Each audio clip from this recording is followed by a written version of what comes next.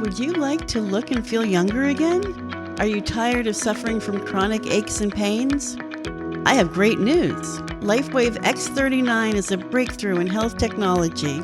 It uses advanced light technology to regenerate your body's stem cells, reversing the biological effects of aging, activating your body's healing systems, and relief from chronic pain. LifeWave also improves energy, quality of sleep, muscle and joint repair, promotes healthy skin and hair, and much more. LifeWave is very affordable and has a AAA+ rating. Learn more about this amazing technology and start X39 today. For a free consultation, email Pryme Minister at getx39power@gmail.com.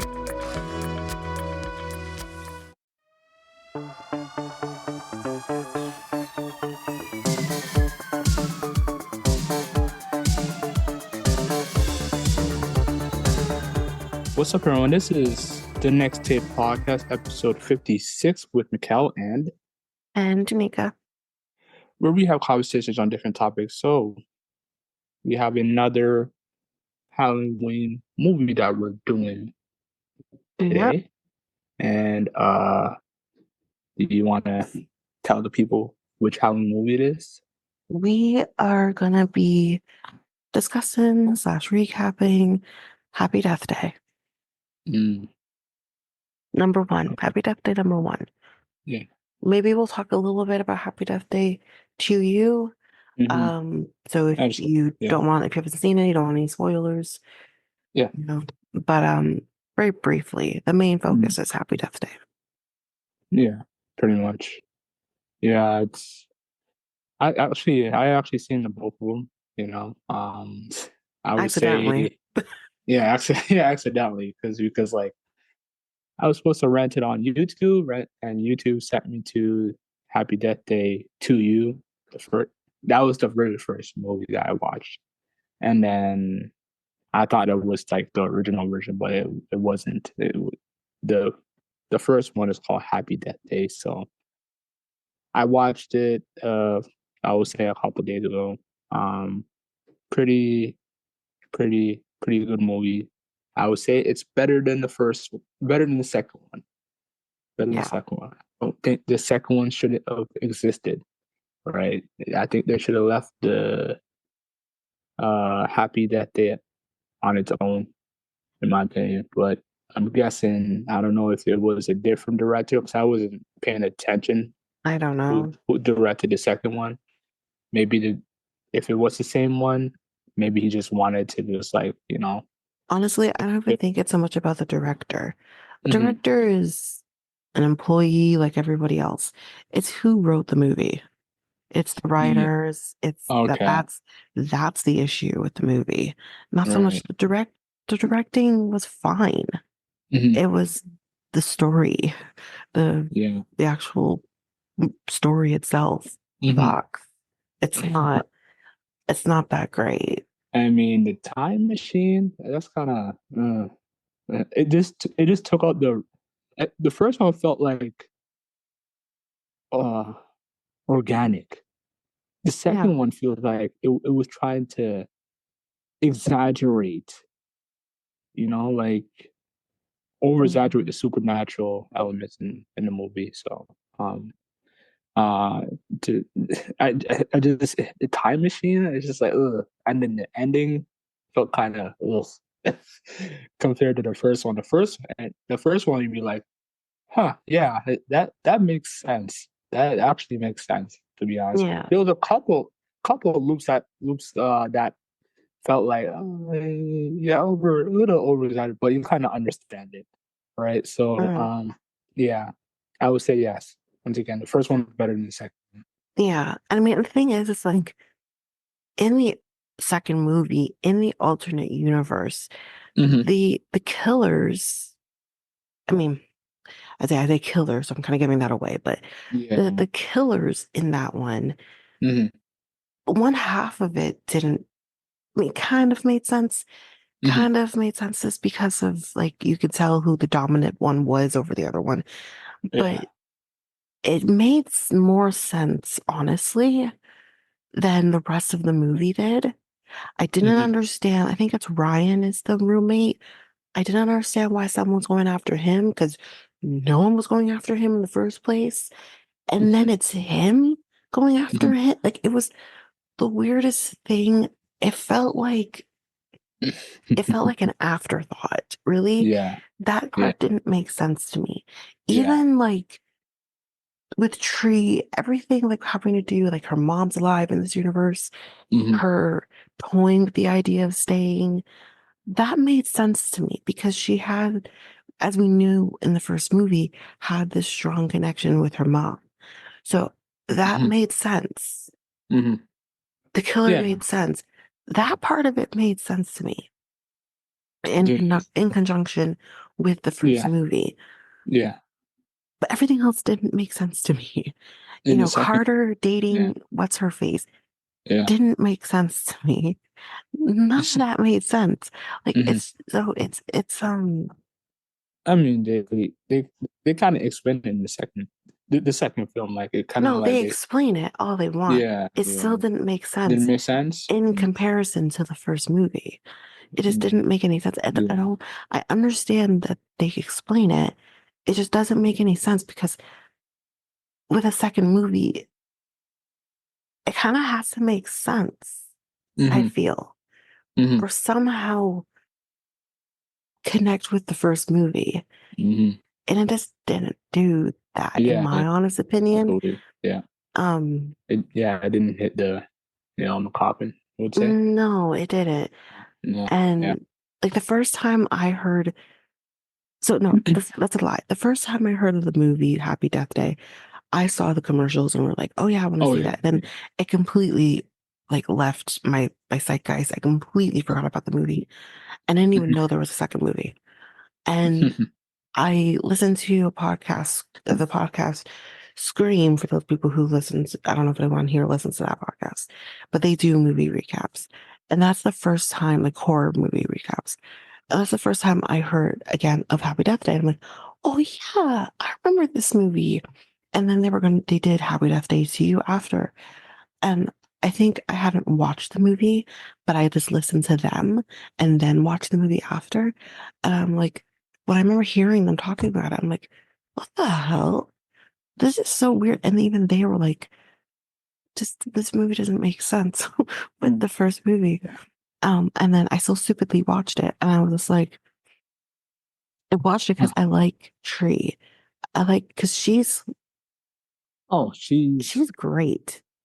And, like at the first film, from the start, she was like a bitch, and then the second film, the second film, and then she progressed to be humble a little later on the first film. Yeah, but she has that edginess to her. Either way, which is like it's nice to see a protagonist who is a little edgy. You may not necessarily like her, but she is the protagonist, so it's that I like. But it's just like the second film, she was like more humble and I mean, she was starting to get more humble in the first movie too. But it's just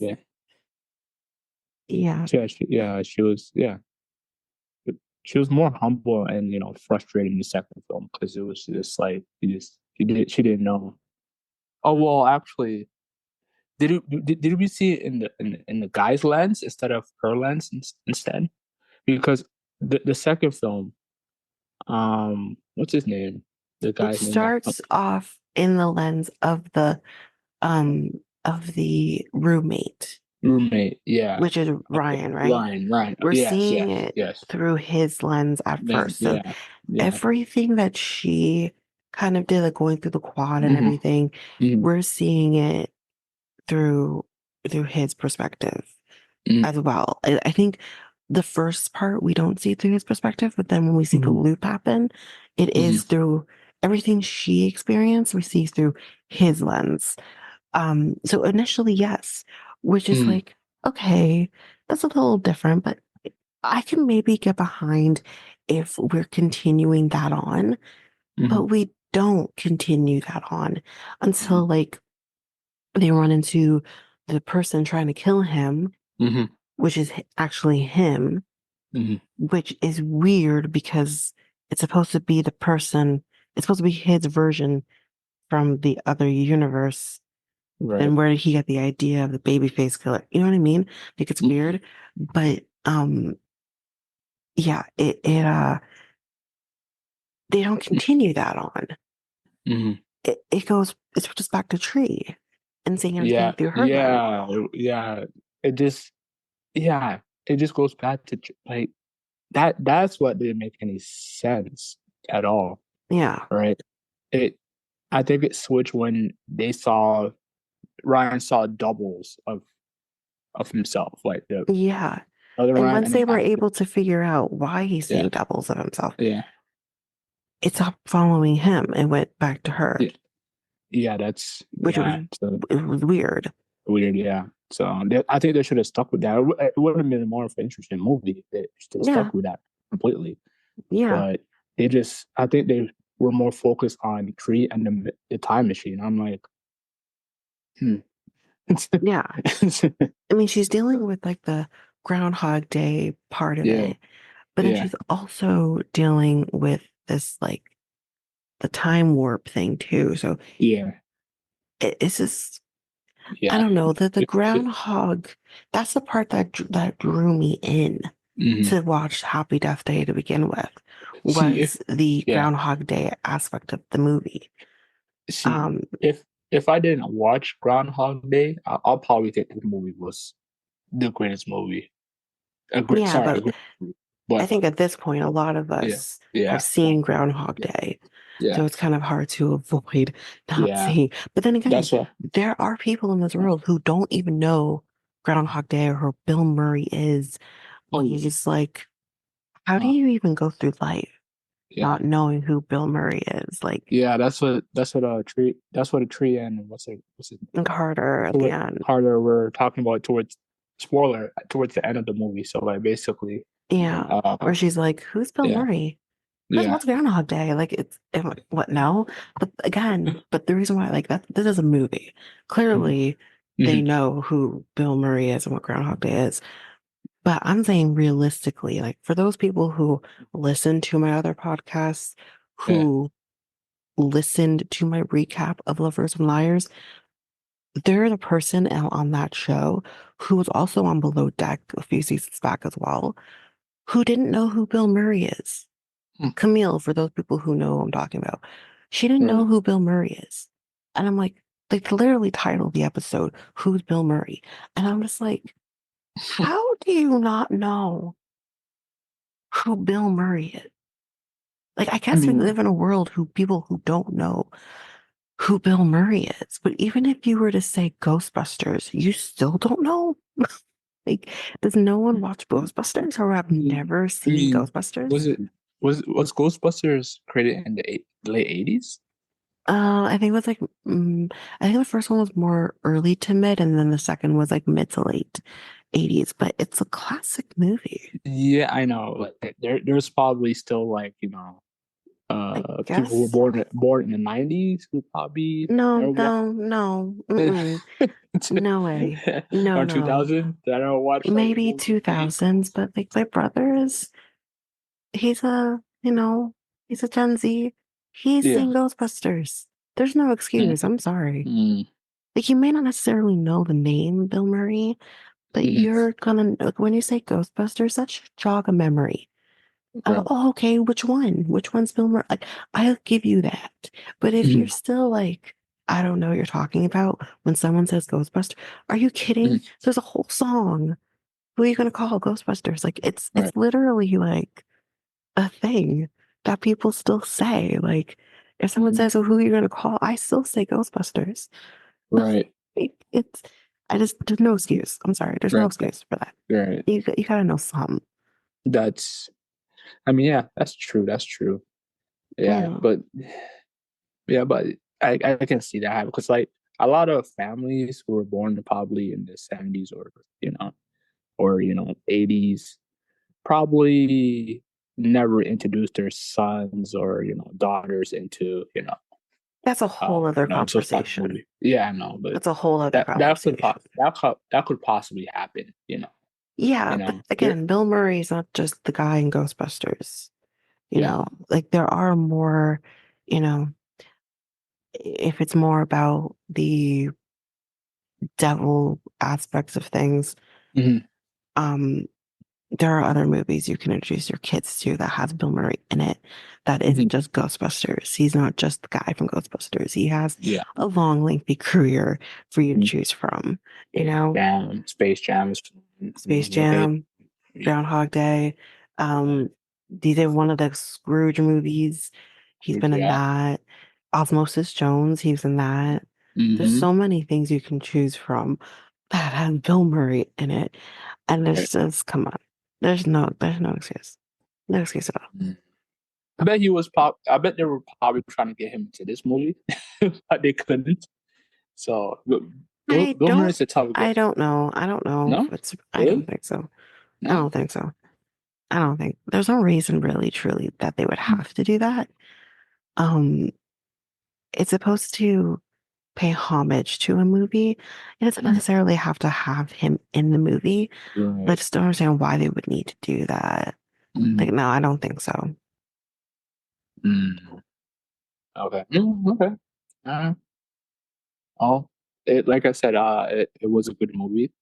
Uh, better than the second one, but I put it like 3.5 out of 5 For for the first one, and then the second one, I did had it at 3. Now it's at a 2.5. prior to seeing the movie. Yeah, Yeah. yeah, it's at a 2. That's at a 2.5. So like, yeah. So yeah, like the first one's good.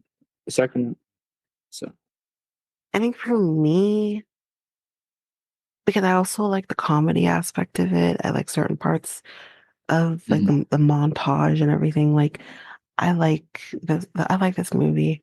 So I'll probably give it a 4. The first mhm, movie. yeah, The second, honestly, I'm giving it like a 2. yeah, I'm giving I, it like a I, 2. I, yeah. Because It, it's it didn't need to happen, to be no, honest it's a with you. But like, fun watch. yeah, And it's fun seeing, and we'll talk about it yeah, briefly. It's fun mhm, seeing who the killers were mhm, because spoiler alert, it's not the same person in the first movie.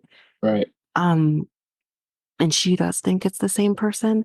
Initially, she goes after the person and she's like, I know that you're trying to kill me. And the person's like, what are you talking about? Why would I ever do that? Like, mhm, it is really not that person. So it's interesting to see that part of it. So in that aspect, it's a fun watch. But yeah, leading up to that point, I don't know. And there's one scene because you always have to do it. They always have to do it at a certain point. Um, or there's one particular scene in the second movie where she drives into the power plant. mhm, That was a cool scene. That was cool. I did like that scene. Um, and she did that because she only had like because they were going to close the thing because right, she said she wanted to stay there. right, So she did it to stop it from happening. That was a cool scene. mm. Otherwise, that's it. So Not yeah, much else. so they are reporting doing a third film. I know. I know. I've What do heard you that think? already. Yeah, they're so That's it been wasn't. in talks now for, because I heard about the third movie at the time that I listened to Scream's recap of Happy Death Day to You. And that was a long time ago now. It's one of their first episodes that they did. I think like, I don't know exactly what episode number, but um, it was one of their first ones. And that was the Mhm. first time I heard of the third movie coming. How I feel about it, I don't know what they would do. I don't know what Probably they would do. the who the second film they gave Mhm. it to the the the other tree's friend or friend, quote unquote, like the girl that was nasty. What was her name? Uh, The one that Do you mean Lori? I think her name is Lori. Is it Lori? I think it's Lori. Is it Lori? The one, not the one with the red is it scarf, or Who do the you mean? hospital stuff. Not the one, Not not her. as okay. So there's called scrubs. You mean the mean one? Yeah, the mean one. Yeah. What's her name? Okay, that was fuck, what's her name? Man, that one. I don't know why it's not coming to me. I know it's not. I don't know why I want to say Brittany, but I don't think that's it. Hold on. Ashley. It might be Ashley. Let me. Danielle. Danielle. That's it. Yeah, yeah, Danielle. Yeah, that was the name. But yeah, yeah. So the second movie, now she's going. Now she, well, the last scene of the second movie, basically, um, have her going through a loop now. So like, I'm guessing they're gonna go through her lanes and how They she, have Danielle going through a loop. yeah, I don't remember that. yeah, like it's it's at the very end, like when Tree decides who to, well, I guess the CIA or whoever came to her, told her like, who else that we should experiment this time machine on, and then Trio's like, I have an idea. I don't They, remember this at all. yeah, they showed Danielle. Oh, I don't remember. Yeah, they showed Danielle towards the end. So like I mean, basically if anyone deserves to go through a hell loop, it's Danielle. yeah. So yeah. Although Danielle helped them Mhm. somewhat. Yeah. In the second movie, not so much the first movie, but Mhm. yeah, if anyone deserves it, it's her. But um I yeah, I don't remember that at all. I mean, I haven't seen the movie in like a year, I guess. I don't Mhm. remember. But It might be an end credit scene. I watched it through the end. maybe that's why then. I don't know if I've seen the end credit scene. Maybe that's why. Yeah, or Okay, yeah.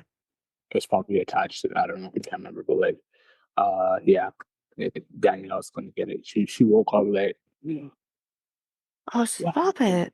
Okay, now Yeah, I'm gonna have to watch. I definitely, yeah, I've definitely not seen yeah, that. yeah. Just scroll, skip through the last part. You'll see. Okay. Interesting. Yeah, no, I've never seen Yeah, that before. yeah, Um, yeah. that's funny. That's basically. Um, but yeah, it'll be interesting to see a third movie come. But the thing is like Tree is the movie. I don't know how they could do the movie I think she'll focused be. on one person because maybe Mhm. that's why they didn't do that with Ryan Yeah, I think because they knew it wouldn't work. it. Um, I mean, he was in the first film. he was in the first film, but Yeah. barely. He's in the first film coming into the room being Mhm. like, I whatever, right? understand. But he's not, it's not Tree. Yeah, I know. He's the main focus, I right? know. I know. But So they should have went through it. Focused on Ryan. Focused on that, and write a better story instead of just like, oh, damn, I don't know about this. I don't know if Ryan is the one. I think we should go back and focus on Tree. but you And have to remember with movies like this though, like yeah. I can understand like because I feel the same way that maybe they should have followed like they ended it too soon. I can Mhm. understand them doing it with Tree. Mhm. They ended it with Ryan too soon. I think that's Yeah, the problem I have. yeah, yeah. But you're not going to do with if you're going to do it that way, you Mhm. have to build up those characters. And Mhm. also, we need to be invested in the characters. Yeah, We need to actually care about those characters. yeah, We yeah, care about Tree. We cared about Carter. We cared about those people. We didn't yeah, care about anyone else. yeah. So even with Danielle, she is a fairly main character, not main character, but she's a character we see throughout. I don't care about Danielle. Right. If they're going to do the focus on Danielle in the third movie, I don't care that she's being killed. I don't care because I don't like her. I don't like the character. So it's one thing like if you're going to build her up and make us like her, but they didn't do that in the first film. They didn't do it in the second film because like you think she's nicer because she's dating Carter. She's using Carter. She doesn't care about Carter. She's cheating on Carter. We don't so that doesn't help us like her. So I don't see a world where they're going to have her be the main focus because who's really going to give a shit about Danielle going through this loop and dying each time? Oh, well, you know, with Tree, yes, she's not nice. She's bitchy. Yeah. But I get why she's bitchy. The second film, I think they did a better job developing Danielle's character a little bit. I disagree. No? I disagree. They were trying to, up until we find out she's using Carter because he's smart and she's cheating on him. So I disagree. I don't think so. I think they were trying and then they let that fall back down. And it doesn't help us like her. So no, I disagree. I mean, like you know, like, well, yeah, it's not gonna you're not gonna like her, but I think that's the point of you're not gonna like her ever. Yeah, because but then I don't more, see a world where she's going to be the main character. Right, Tree had more progress and than Danielle, to be honest with you. But like, I think that was the point of the first two films to make it stuck, and the third film will probably be like her, you know, developing fully as who she is and realizing what she has done, right? Just like how Tree has, you know, has realized over like, those time loops over and over again that, you know, she has been not a good person. She realized that and then progressed into like this, you know, better person. And the from the first the end towards the mid to end of the movie, and then the second film as well. So maybe we'll see that with Danielle in the third movie, something like that, or slightly something different. You never know. Maybe she just completely dies. You know, you never know. I mean, the thing that I'll say is maybe there is a reason why she is the way she is, that she's mean. And I think they need to develop that. Yeah. If they're going to do that if Danielle's just mean to be mean, then it's not going to work. But the thing with Tree, that we kind of have to remember, she is the way she is. She's a little meaner because she lost her mom. So that's like you kind of know that from the get-go for the most part. Yeah, you didn't. You don't know what's that. Yeah. Yeah, that you're able to have some sympathy towards her. Yeah. And understand why she's the way she is. Yeah. I don't get that from Danielle. Danielle, you didn't hear like why she was mean, you know. And honestly, some people are just mean to be mean.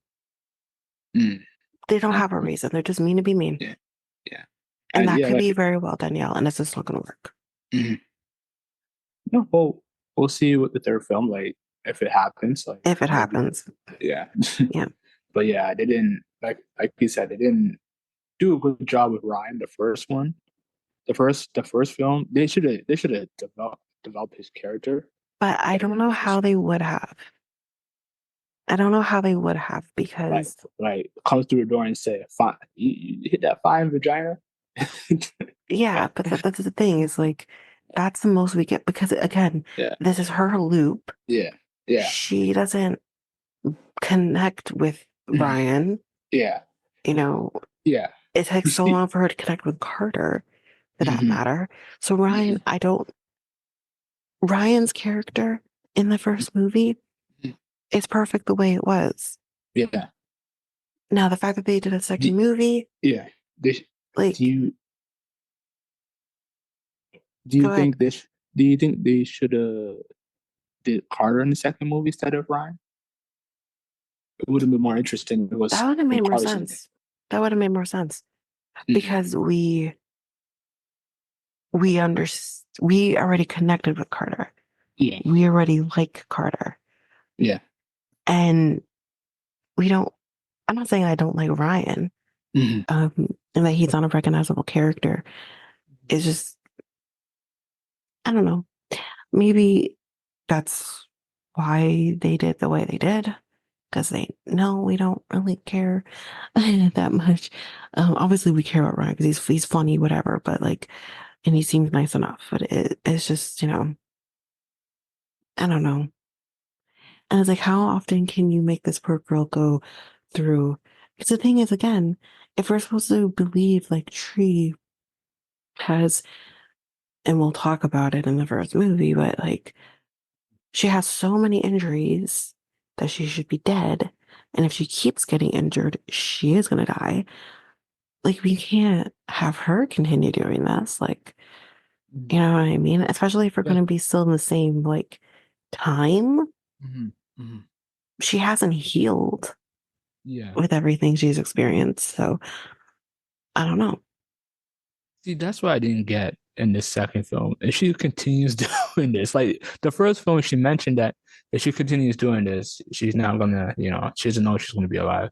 Then the second film goes to that, and then she continues doing it. Well, she has no choice I mean, because now like, she's being attacked again. yeah. So, and again, let's remember it's only been like a day, right? Since everything. So it's like, okay, she hasn't healed. She dies some horrific deaths, and we'll talk about it.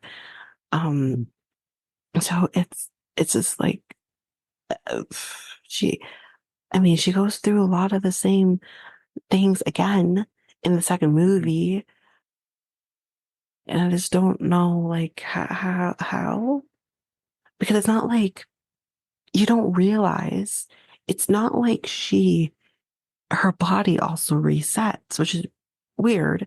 You would think her body is resetting as well, but it's not. Her body's not resetting because then when she goes, we'll talk about it, but when she goes to the hospital because she faints after the many times she's been killed, that's when we find out that like her injuries, all of them are still there. And it's just like, well, then wait, how? Because any person who's being stabbed, blown up, all these different things, like it eventually, it's you're not going to survive. For example, being blown up. Chances of you surviving that alone is small. Right. I don't know. Yeah. Well, so before we go on to recapping the film, what's your opinion on the villain, like the baby face? Is it a baby face killer or Babyface killer. So, what's your in my opinion on the babyface killer in general, or the actual person behind the babyface killer, or both? For the first and the second film? Okay. Which one do you think was a better reveal, the first or the second? Feel like the second one had me a little bit surprised, where the first one the first one had me more surprised. Really? It's like it just basically the TV. She saw that whoever was in the news, right?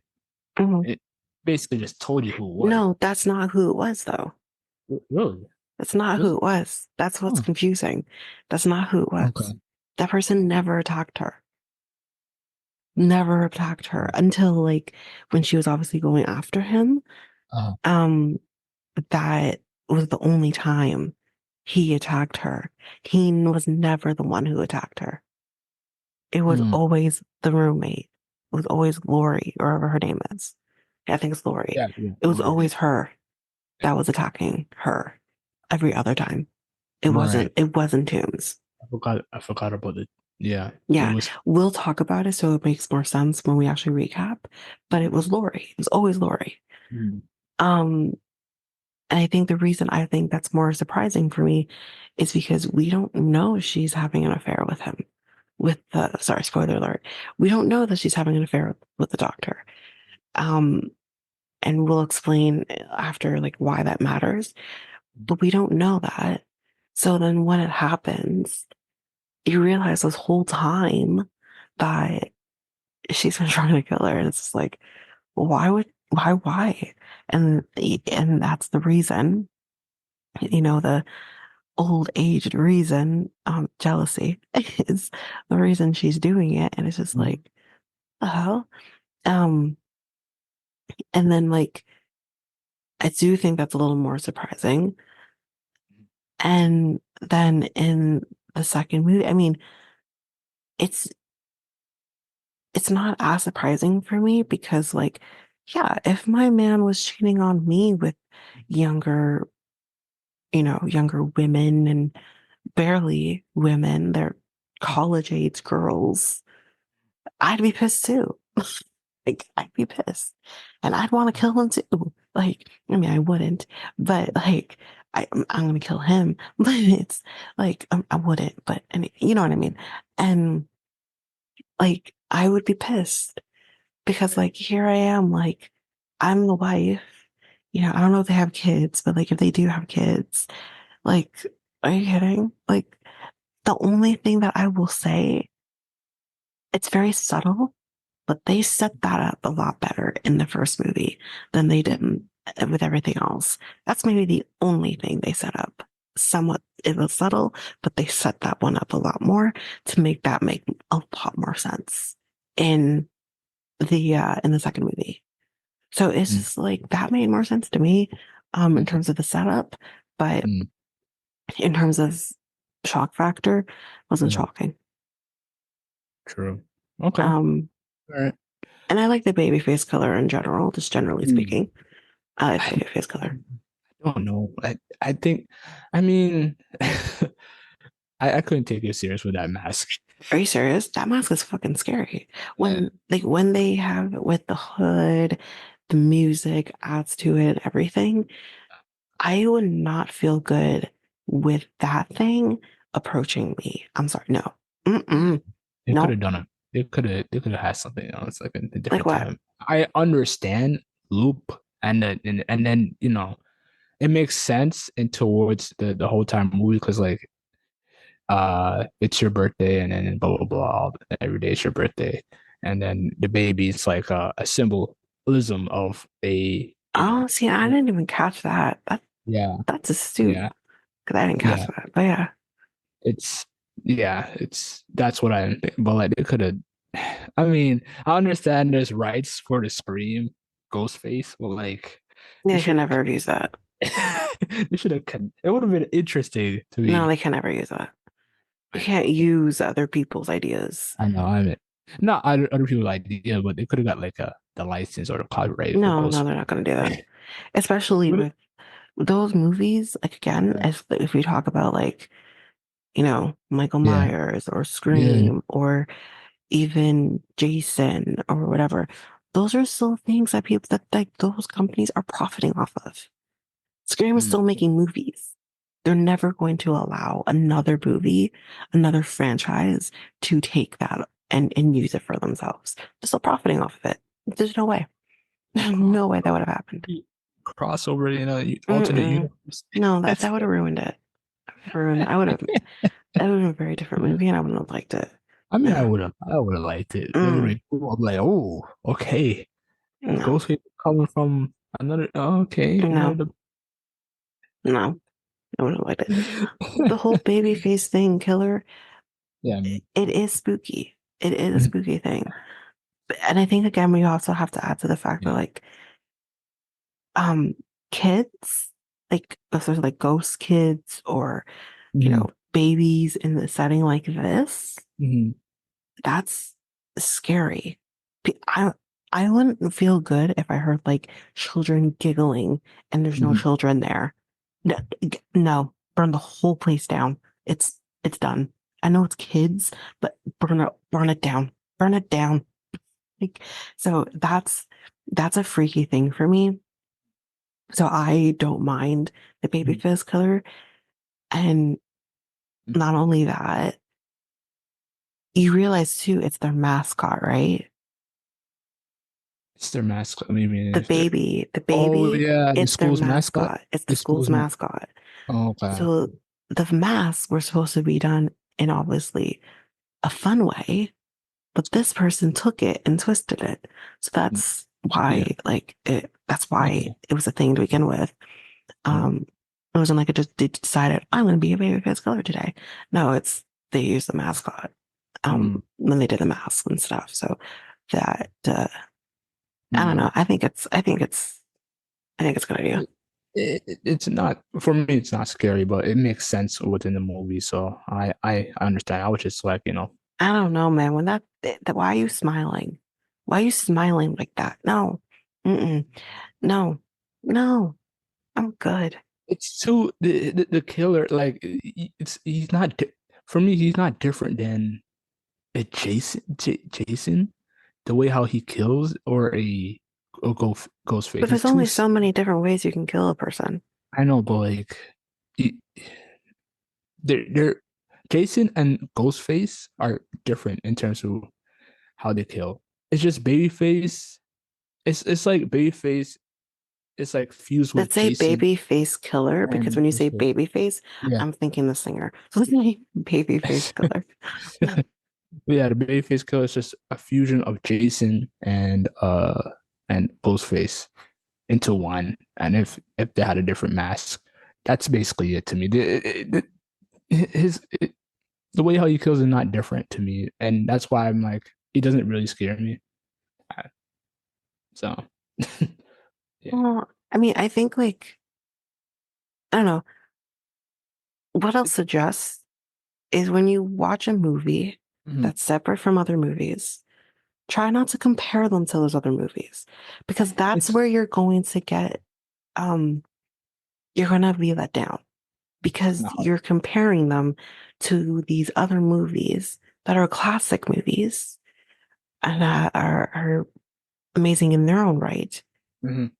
And again, like with like Friday the 13th, that's the one that started all of it, you know? That's like it's the classic movie. It's alongside there with Nightmare on Elm Street or Halloween. Like these are classic, that's a classic movie.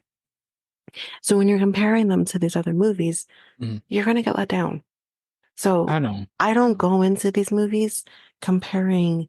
I don't like, I will, when I compare, like Mhm. we kind of talked Halloween Mhm. prior to doing this movie. Mhm. But like with that, I'm finding the comparisons and kind of being like, oh, I see what you did there with Mhm. like that's kind of comparing with Halloween and that's kind of cool. Like that's okay. But when you're trying to, not so much, I know you're not trying to, but Mhm. when you're looking at something and being like, oh, that's just like the other guy, you're gonna get Yeah, let down. I- yeah, but Try to go into it with like just fresh eyes and just be like, it's hard okay, to. no, I get that. Yeah. But that's what I was just trying to do because you are gonna get let if I watched a movie like that, yeah, I'm gonna be let down because like that's similar to that person. Mhm. And that's you're not gonna enjoy a movie that way. Mhm. It's just like going through life. And if you're in a relationship, you can't compare your significant other to your Mhm. ex. You're going to get Mhm. let down. You can't do that. And that's not fair to the person. It's not fair to you.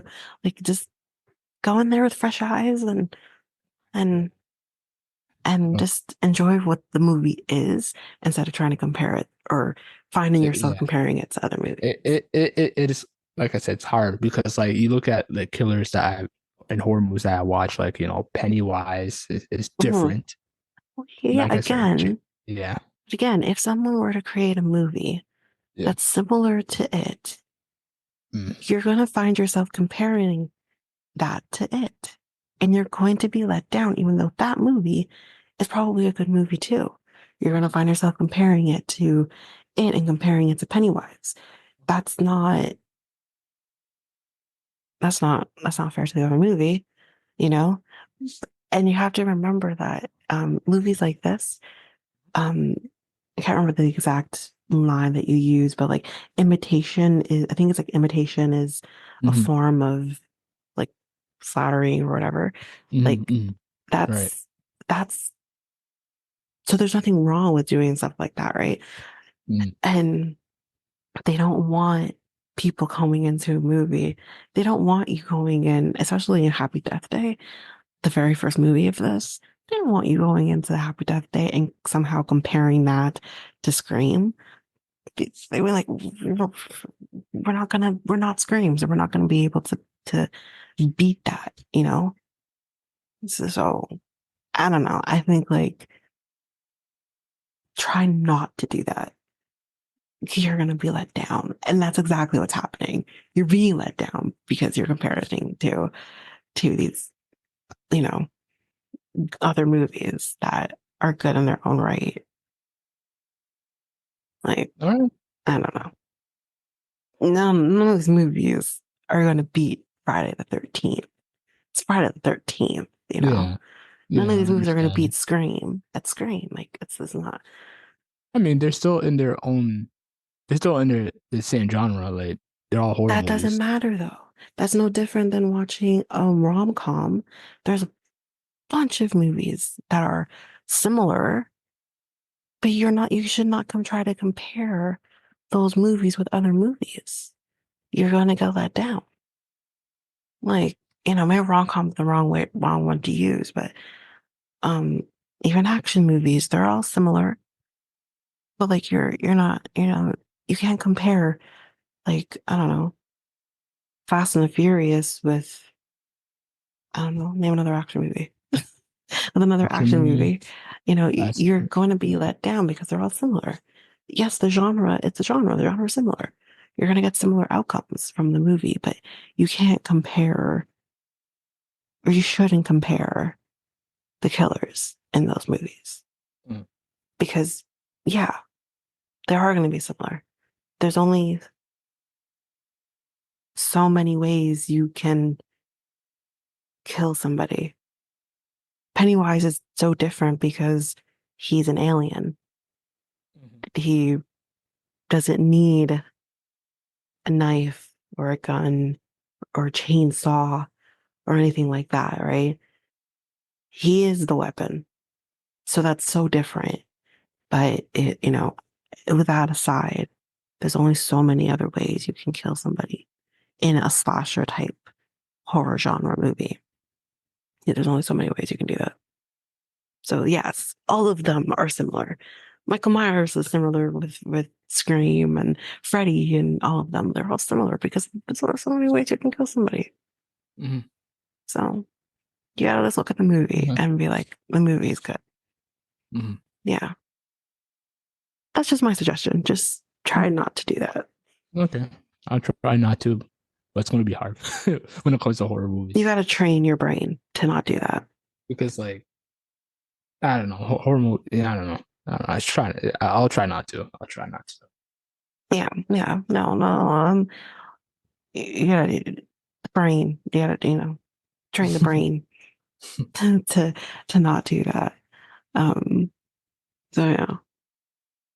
All right. So let's go on to the summary, the recap of the movie. Like, Yep. I don't think we're gonna go that deep because it's a lot of like the same situation. Like it's just a loop, Well, and each loop your is loop's just different for the different most in part. a little bit, and then Yeah. yeah, Like I'm not gonna go through like especially like in the beginning when she always goes through the quad and stuff like that. yeah, I'm not yeah, gonna go through every single thing with that because like it's yeah, yeah, literally the same. yeah, yeah. Um, so yeah, we're not gonna go like deep, but Yeah. each, each hell loop, if you want to call it that, because let's be real, if Mhm. you're doing a Groundhog Day type situation, that's a hell loop, and every loop is gonna be a little different. Um, okay, so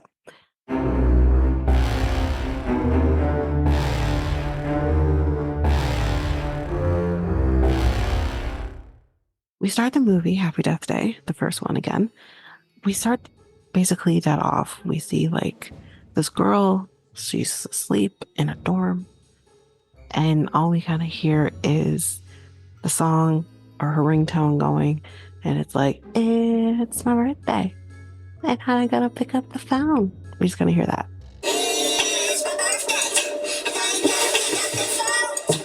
Which is, I think I sing that song to myself easily like once a week.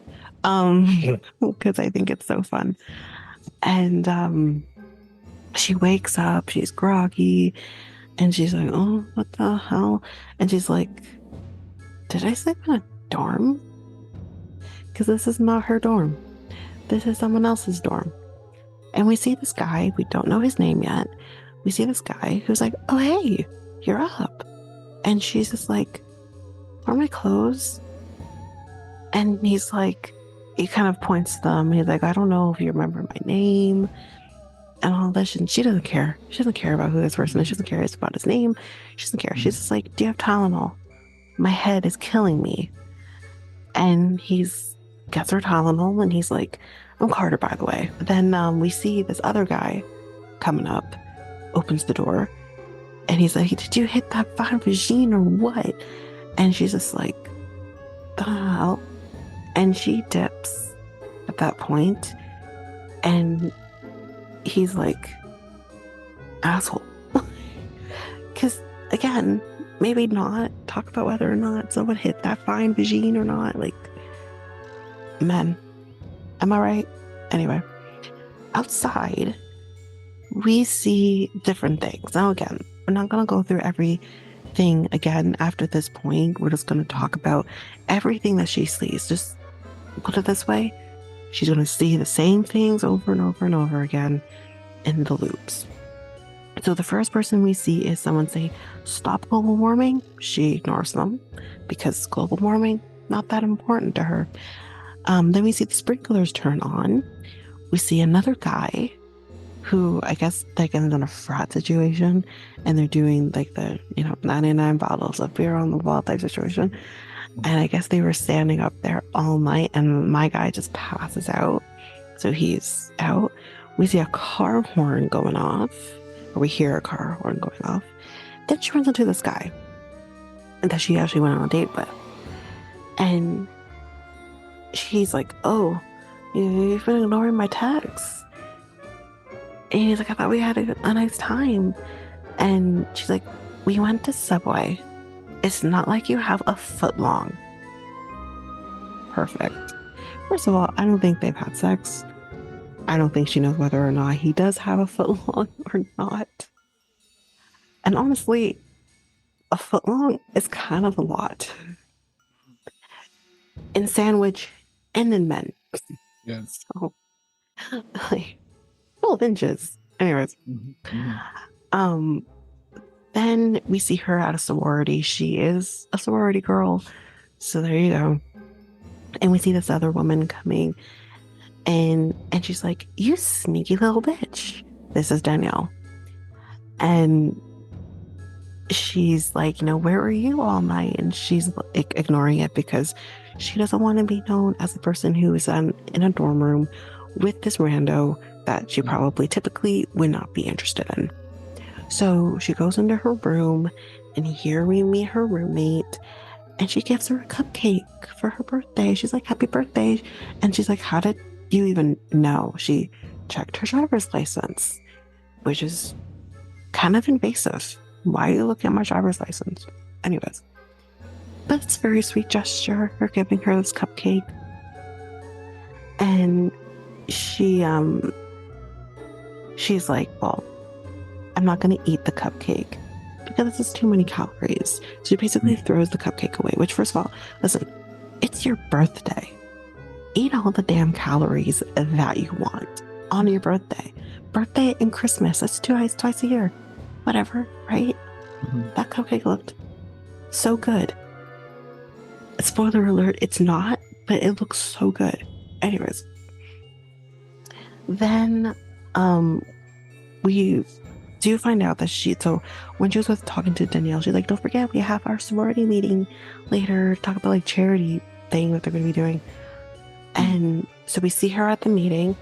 But before we do see that at the meeting, I want to point this out. I didn't write it down, but she's in class And we see that there's this weird connection between her and the teacher.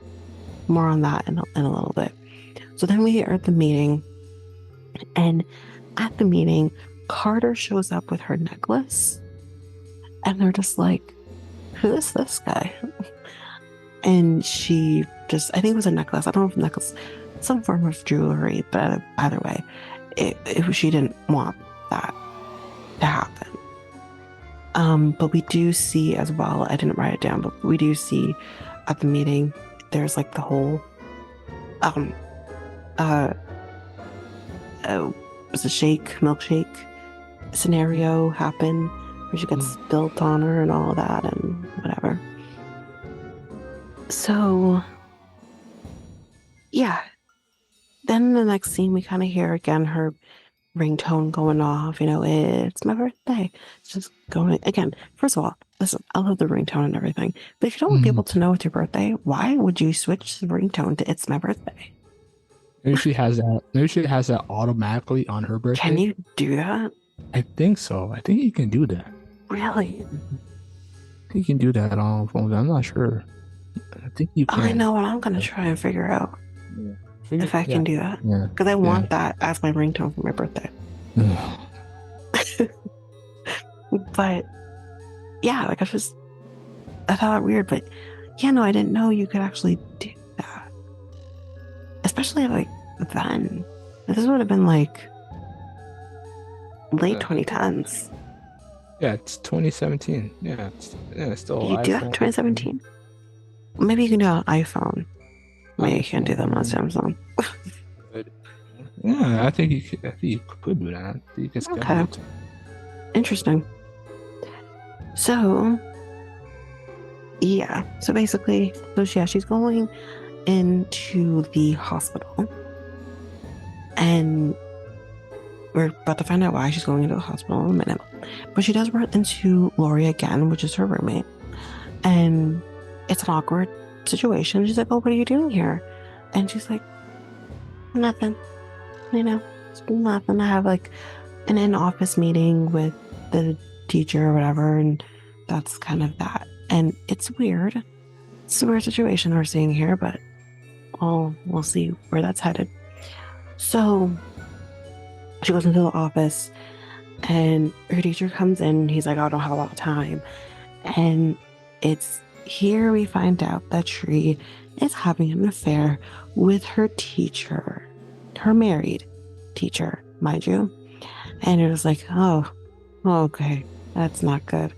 And she like throws or pushes the office chair against the door of the office door so that it won't be able to be opened while she's, having fun with the teacher. And it's at that point where you hear the door handle starting to jiggle. And she's like, this person on the other end, on the other side of the door is like, why is the door locked? Oh, y'all, it's his wife. Go figure. And he opens the door and everything, it looks like nothing happened. And she's like, why is the door locked? Like, the door's never locked. And he's like, oh, that's weird. It's been jamming and, just typical husband lying about an affair type situation. It's kind of gross, y'all. We'll get to it. And yeah, he's like, you met my student Teresa. She's here, to, ask questions. And she's like, no. And again, men, if you're gonna cheat right. Because how is your wife going to know about your student? Duh. No, the right thing to do is, oh, this is my student, Teresa. She just came in because she needed help on an assignment. Do you want to wait a minute while she asks? I mean, if you do it better. I mean, if you're a wife, would you expect that or no? The first well, if one, he's a teacher, not the second loop. The second loop, I think the second loop that where it happened, he sounded kind of like there's something going on. The first loop, I would have suspected it's going to be the same. It's going to be the same because it's the same day. Yeah, it's the same day, but like I think it's different. I think it was different. No, I know. I think he still sounded the same either way. He sounded as a woman who has been cheated on. I picked that up instantly that he's up to no good. Either way. I don't. But you're a man. So it's not a man, but like it's different ways how he said it. Like he said the first loop. I didn't suspect the wife didn't know. Are you kidding? No. You looked. Again, the loop hasn't happened yet, right? Yeah. The loop has not started. She looked suspicious. I saw her eyeing him and eyeing her. She looked very suspicious. Like this has happened before. Like this is not the first time that he's having affairs with students. This is a regular occurrence. So I caught that instantly. That even if she doesn't know, or doesn't know fully, but she suspects because he's probably done this before. So no, I think he sounded absolutely suspicious anytime that the wife was there. With her there too. Yeah. I thought he sounded worse the second time, way worse. I think it happened like 3 times. But why? Why would he have sounded worse then? Because especially then, nothing was happening at that point. They weren't making out or anything like that. This time they were. But all the other times, she's coming to him because something is wrong with me. Something is happening with me. So nothing was happening of those instances. Maybe it sounds worse because nothing was happening, but it's the same thing each time. Because the second time the door was locked. She locked the door. She knocked the door. The door was locked. The first time he opened the door. He opened the door the first time. He opened the door each time. He opened the door each time. It's his office. She wouldn't have opened the door. He opened the door each time. I could have sworn she first. No, she pushed the chair. Yeah, she pushed the first time. And he moved the chair and opened the door. And then he opened the door. Yeah. Yeah. The first. Yeah. So he always did. The second time. I mean, then the way how he said it different. This is my student. But he didn't say it like He didn't say the same thing the first time. He said. I don't even know how many times this scene happened, like just like this, because when she locked. No, but not so much that. That's not what I mean. The fact of the wife being involved, because there was one I can't remember if it was the first loop or the second loop, but there was a time where he said, "Oh, thank God you locked the door." Like, and that's where that scene ended. That's the second one. Yeah. Yeah, so we didn't even see the encounter with the wife the second time. And she reacted more differently the second time than she did the first time, in my opinion. And that's just. I don't see how it would have been any different.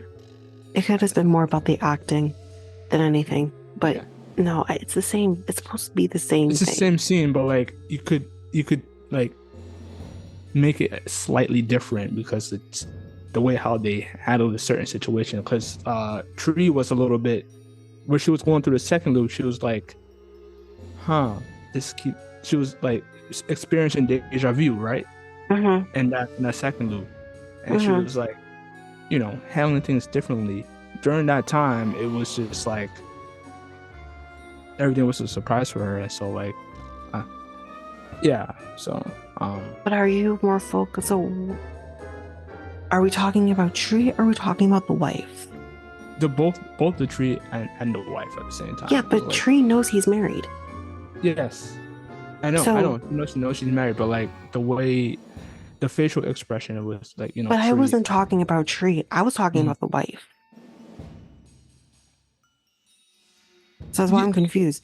I wasn't talking so much about Tree's reaction, because again, as a woman who would be in a relationship with somebody, and that's happening, I don't really care about Tree's reaction in this moment. She shouldn't be having an affair with a married man.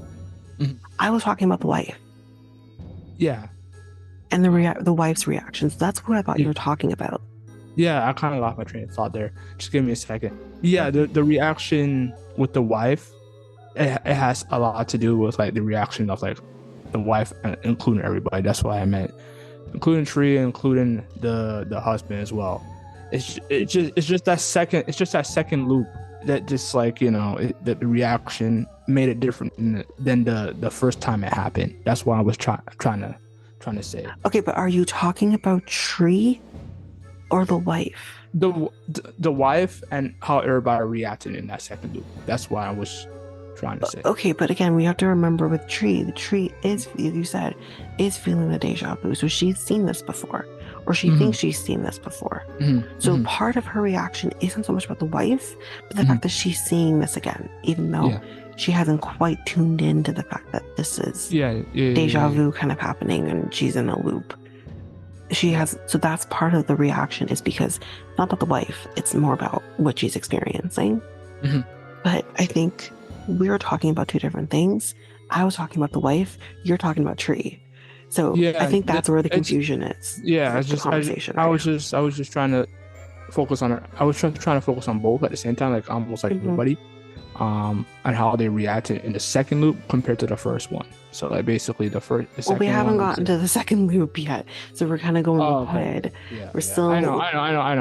It's the just loop like hasn't started yet. We're still in. And then, then you said how you would react in that situation. You suspect something, right? Yes, I would. Yeah, but yes. And the wife. The wife was eyeing her. Did you miss that? Yes, but like it at the same time she was like, what do you mean? Didn't like it, she knew, but she had no proof at the same time. That's what I'm just. Okay, but that doesn't mean that she doesn't have suspicion, and that's what I'm mainly talking about. And I did say that. I did say she may not have the proof that something is happening, especially with this particular person. But she definitely suspects something is happening. I did say that. Because no, she doesn't have proof. But I am thinking this is a woman who has been through this before with her husband. That's what I mean. Whether it's a student or somebody else, this woman has been cheated on before. But I don't even know if she knows about her yet. But this is a woman, just generally speaking, has been cheated on before by her husband. That's what I'm getting at. And so when you are a person who has been cheated on, whether by this person or someone else before, you're always suspicious. You're always in a world of suspicion. So if she's obviously been there before, door's never been locked before or whatever, right? That initial thing is going to increase suspicion for her. And then when she walks in and she sees this young, pretty girl who doesn't have a book out, nothing. She's just standing there doesn't look like anything was happening a second ago. I mean, she had her bag, so like. But nothing's out of her bag. Again, I'm going to say this. You haven't. I've been in situations in college where you have to go and talk to your professor about something. Your bag isn't staying closed, and your whatever book you may need to help with something is coming out and is going to be a part of that meeting. But here's the thing. Your professor could be talking to you about your grades and how your situation, like it kind of just be like, basically your books coming out. No, usually a professor isn't going to talk to you about your grades unless your grades are bad. And maybe you can get like a catch-up assignment. Again, though, you're going to need something out of your bag. Whether that is a pen and a piece of paper, you need something. And she's just standing there with nothing. Like there's no proof that something has happened in terms of an assignment being discussed or something. Wasn't she sitting though? The first one? Maybe she was sitting, but like, yes. But again, where's your stuff? That's even worse. Where's your stuff? You're just sitting there with nothing out. And he's literally praising her, saying he's one of her best students or one of his best students. So why is she there? If she's one of your best students, why is she there? But he probably wants to tell her that. He probably wants you wants to this is where you're at, and this is where the other students are at. Yeah, no. As a person who has been in school, it's been at post-secondary school, no teacher is talking to you about how good of a student you are. It's already implied, and no one's going to do that. And you have to also take into account, you're going to have some professors where that is their full-time job, but you also have other professors like this guy where it's not your full-time job. You do have another job as well, and he's a doctor. He's not going to have time to praise a student on how well they're doing. He has his in-class hours, then he has also a doctor. He is an ER doctor. There's no way in hell that would ever happen. And that aside, I've, again, had lawyers as teachers. Never would that have happened unless you need to talk to your professor about an assignment that you need extra help on. That's never going to happen. Otherwise, like, having a conversation about how well you're doing in class, like, this is never going to happen. I don't know about that, but yeah, you don't, because no offense, Mikel, you're not in college. It's not gonna happen that way. It's how you think. Like, it's not like high school where, maybe you can get away with something like that. This is college. It's a whole other beast. You're not gonna have that kind of time one-on-one. That your good grades are gonna reflect when you graduate, in your transcripts, all of that. That's where your best student things and your good grades shine. That's when it shines. A teacher's not gonna zero in on you and say, "Oh, you're doing so well in the class." That's concerning. Sorry, that's concerning. If a professor did that to me, I'd be like, "Caitlin, come here, come to my office. I gotta tell you something." You would have been so fired. This is where you are, and this is where the students. No. I'm so sorry, buddy. We're gonna go past that because that's absolutely inappropriate.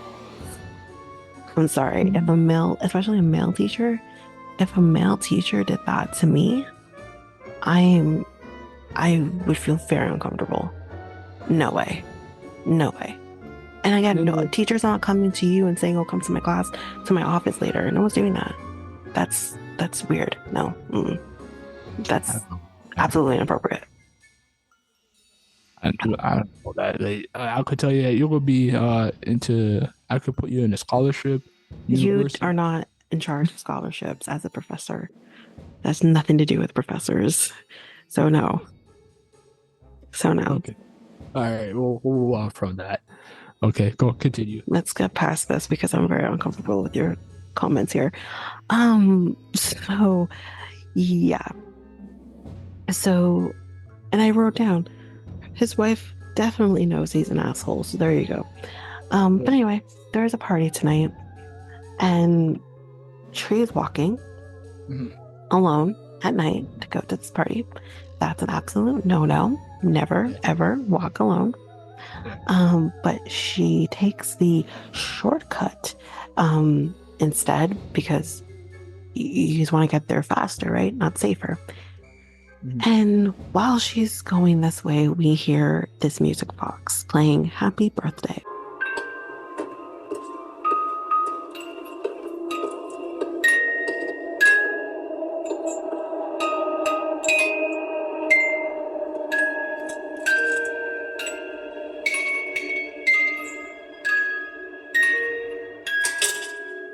And it's sitting on the ground.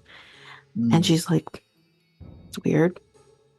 And me, what I would do is walk the other direction away from the music box. Instead, she walks towards the music box. And there's someone behind her in what we're now saying is a baby face mask. And she turns around and she sees this person in the baby face mask, and she turns around and he's just standing there watching, and she yells, "I'm calling the cops." when she's kind of had enough with this person just watching her. And at that point, they leave. And instead of her, well, I mean, I think she also feels afraid to walk back the other way because that's where the person hid. But she walks through the tunnel, and all of a sudden, the music box starts playing again. Even though the music box had stopped playing, it starts playing again. I'm so done. Me personally, I'd be done. But the babyface killer shows up with a knife. And, this is kind of what happens. She falls and whatever, and eventually, he catches up to her. She did run, but she, and he catches up to her and stabs her.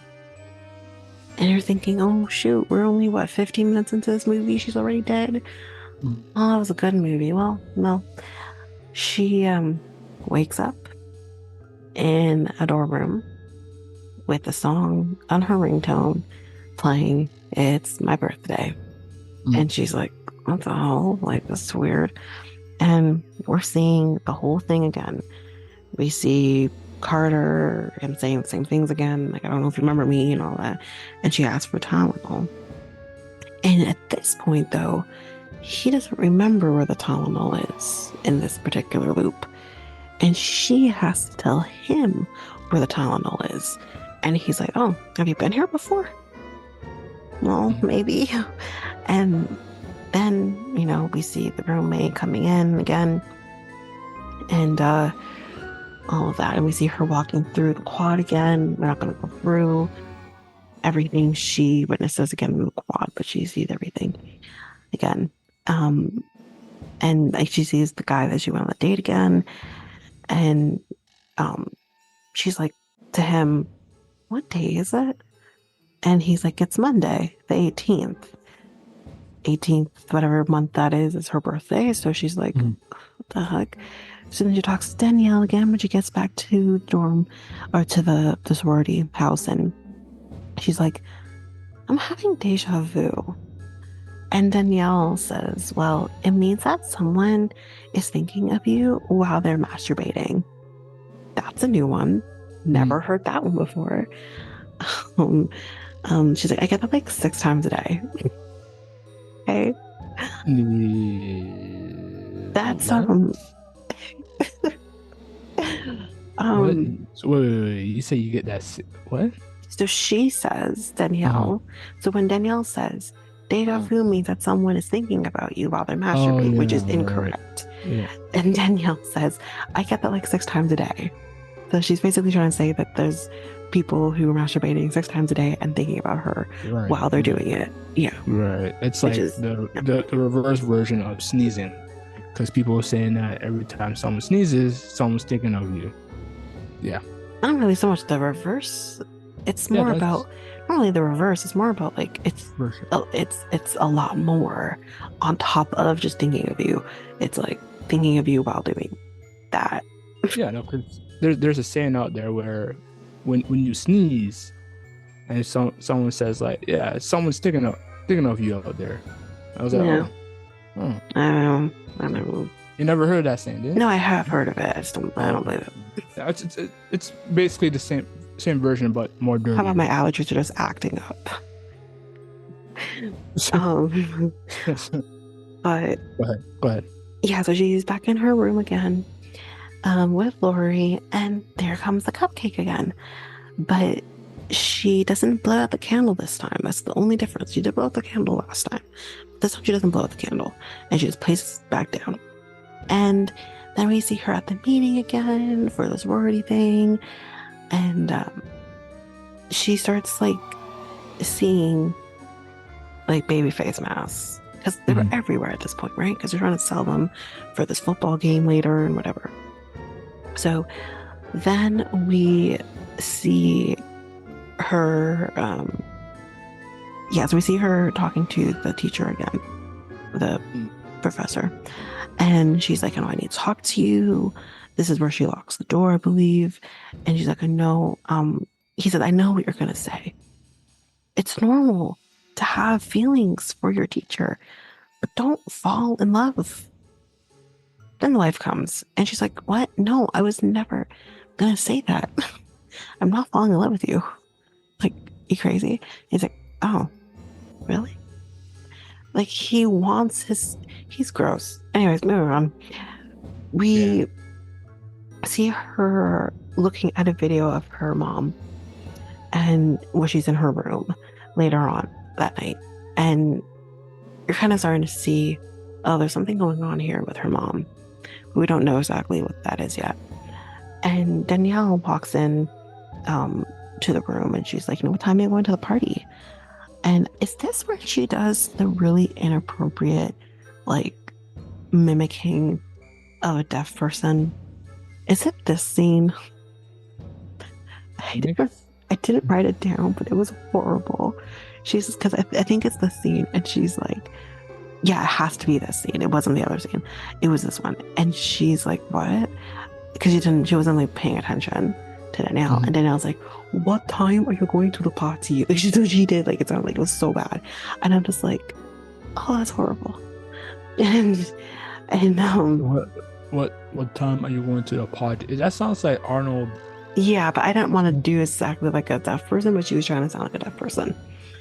Because if you hear deaf people talk, they talk like that. That's nice. That doesn't sound like a deaf. No. Have you never heard a deaf person talk? Deaf person? Or deaf or? Deaf. D-A-A-F. Deaf. When a deaf person speaks, they sound, they kind of sound like it sounds like how Danielle did it. It sounds more like that. But, I just don't want to mimic. Because it's absolutely inappropriate. But it's not great. Not great. Not a good look. But anyways, and this was 2017. Like, that's not okay. I mean, we're in like woke territory. Her character is supposed to be a bitch. So like, basically, I know, but like, it's still like, there's ways you could have made her sound bitchy than to do that. That's on the writing. I don't know. I don't know if it's a writing or probably it might most likely be the writing. That's in the writing. That's in the script. You think so? Absolutely. What's it called when you just make up? Improvise. There we go. I don't think that would be an improv. No, I don't think so. To just make it. Because there's no reason why she would have had to have done that. There's nothing that would have maybe been prompted where she might have done improvise in this moment. This was most likely in the script. Most likely in the script. Well, like I said, it was probably meant to be done to make her character more. Yeah, no, I get that. I understand that, but I just think it's not. I know it's not. I don't like it. Yeah, that's why I didn't even write it down. I don't like it. Yeah. And she's like, I'm coming later, whatever. And she looks at the TV. Sorry, she looks at the TV. And then Danielle's like, hello, Earth is space, bitch. See, that's fine. Do that. Like, that's a good way for her to be bitchy. But then we do see in this moment, I didn't write it down, but we do see in this moment that the power goes out and it comes back. Like, it's basically like a power surge. And she's like, our tuition dollars at work. That's is something you always see Danielle do in these moments. Including the other ones, including the ones that she's like outside of the door, which made it different. And she still says it. Tuition dollars at work. So we do see Tree going to the party, and she does see the happy birthday thing again with the box, and she's like, oh hell no, and she goes a different route to the house instead. So she goes to the house, and the house is in complete darkness, like nothing's happening. The door is locked, so she has to like knock on the door, and someone comes to the door in a baby face mask, and she punches them in the face. I would too. Trauma. But it's one of the frat guys. I can't remember his name. Is it Spencer? Whatever, who cares? And this guy, Danielle, had a crush on him, but I think this guy has a crush on Tree. And that's messy. But anyway, it's just him. It's not the babyface killer. And she's like, "Oh my god, I'm so sorry." And he's like, "It's fine. It's fine. It's not, you know." But it was a surprise birthday party that they were throwing for Tree. Yeah. Which is really nice. Whatever. So the guy comes over to apologize to her later, and they're like kind of flirting. This is all happening in front of Danielle, and Danielle is pissy. And we see the guy going upstairs, and Tree's following him, and into his room. She's alone in the room though. We don't know where the heck this guy is. And he comes back out in a babyface mask again, but she knows it's him. His name is Nick, not Spencer. His name is Nick. And she knows it's him this time though. And he's like, "Welcome to the Pleasure Dome." And then he starts blasting this hideous music that personally, I don't care how old I was, I would not want to get like freaky deaky to that playing in the background. No, thank you. Yeah, if a girl did that, I'd be like, "Yeah, it's too loud. Turn that down." Yeah, no, turn that down. And like, there's more appropriate music you can play in a moment like this. Yeah, but smoothly, like jazz or something. Jazz? I wouldn't have sex to jazz. Okay. Something smooth. Come on, jazz or hip or something like that, or R&B. I mean, a little smoother. Like that's too. Just not like house music. Yeah, that's like literal house music that was playing. Yeah. No. Something you can get like drunk, drunk or drugged up or something like that. That's too much. I mean, I think like, again, a game of a guy in their early 20s is they have none, but it's just, and I don't get the big deal about this guy. He's not all that, but anyways, that's fine. So then he's just kind of there, like doing like his dance moves and whatever, and having some fun, with himself, basically, with himself. Yeah. Not in that way, but he's just jamming. Yeah. Pretty much. Tree got a text from what's her name, Danielle. Yeah, because she knows what's happening. Yeah, she just, and we have to stress that her back is to him. So when she's getting the text, so she's answering the text with her back to him. And Nick, here comes babyface killer and just stabs him.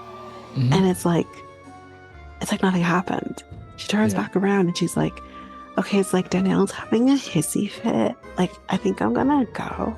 And meanwhile, she thinks the babyface killer is Nick. Like, he put the mask back on, basically. And she's like, "Yeah, I'm gonna go." But on her way out, she does see Nick dead on the floor. And then the struggle ensues between babyface killer and Tree. Right. And the struggle goes to the bed where, like, it looks like she's fighting this guy on the bed. And this guy walks in drunk, but he comes in, he walks in, and she's like, screams, "Help me," to this guy. And he just stares at her. He's like, "Yeah." And then she's like, "Motherfucker." And then she gets killed by babyface killer again. Gets stabbed again.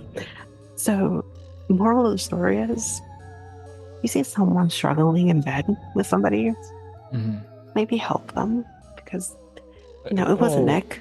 I want to stress that, but technically in that guy's lanes, if I was drunk, I'll probably think the same thing. I'm like, that they're having rough sex, something like that. Man, you're drunk.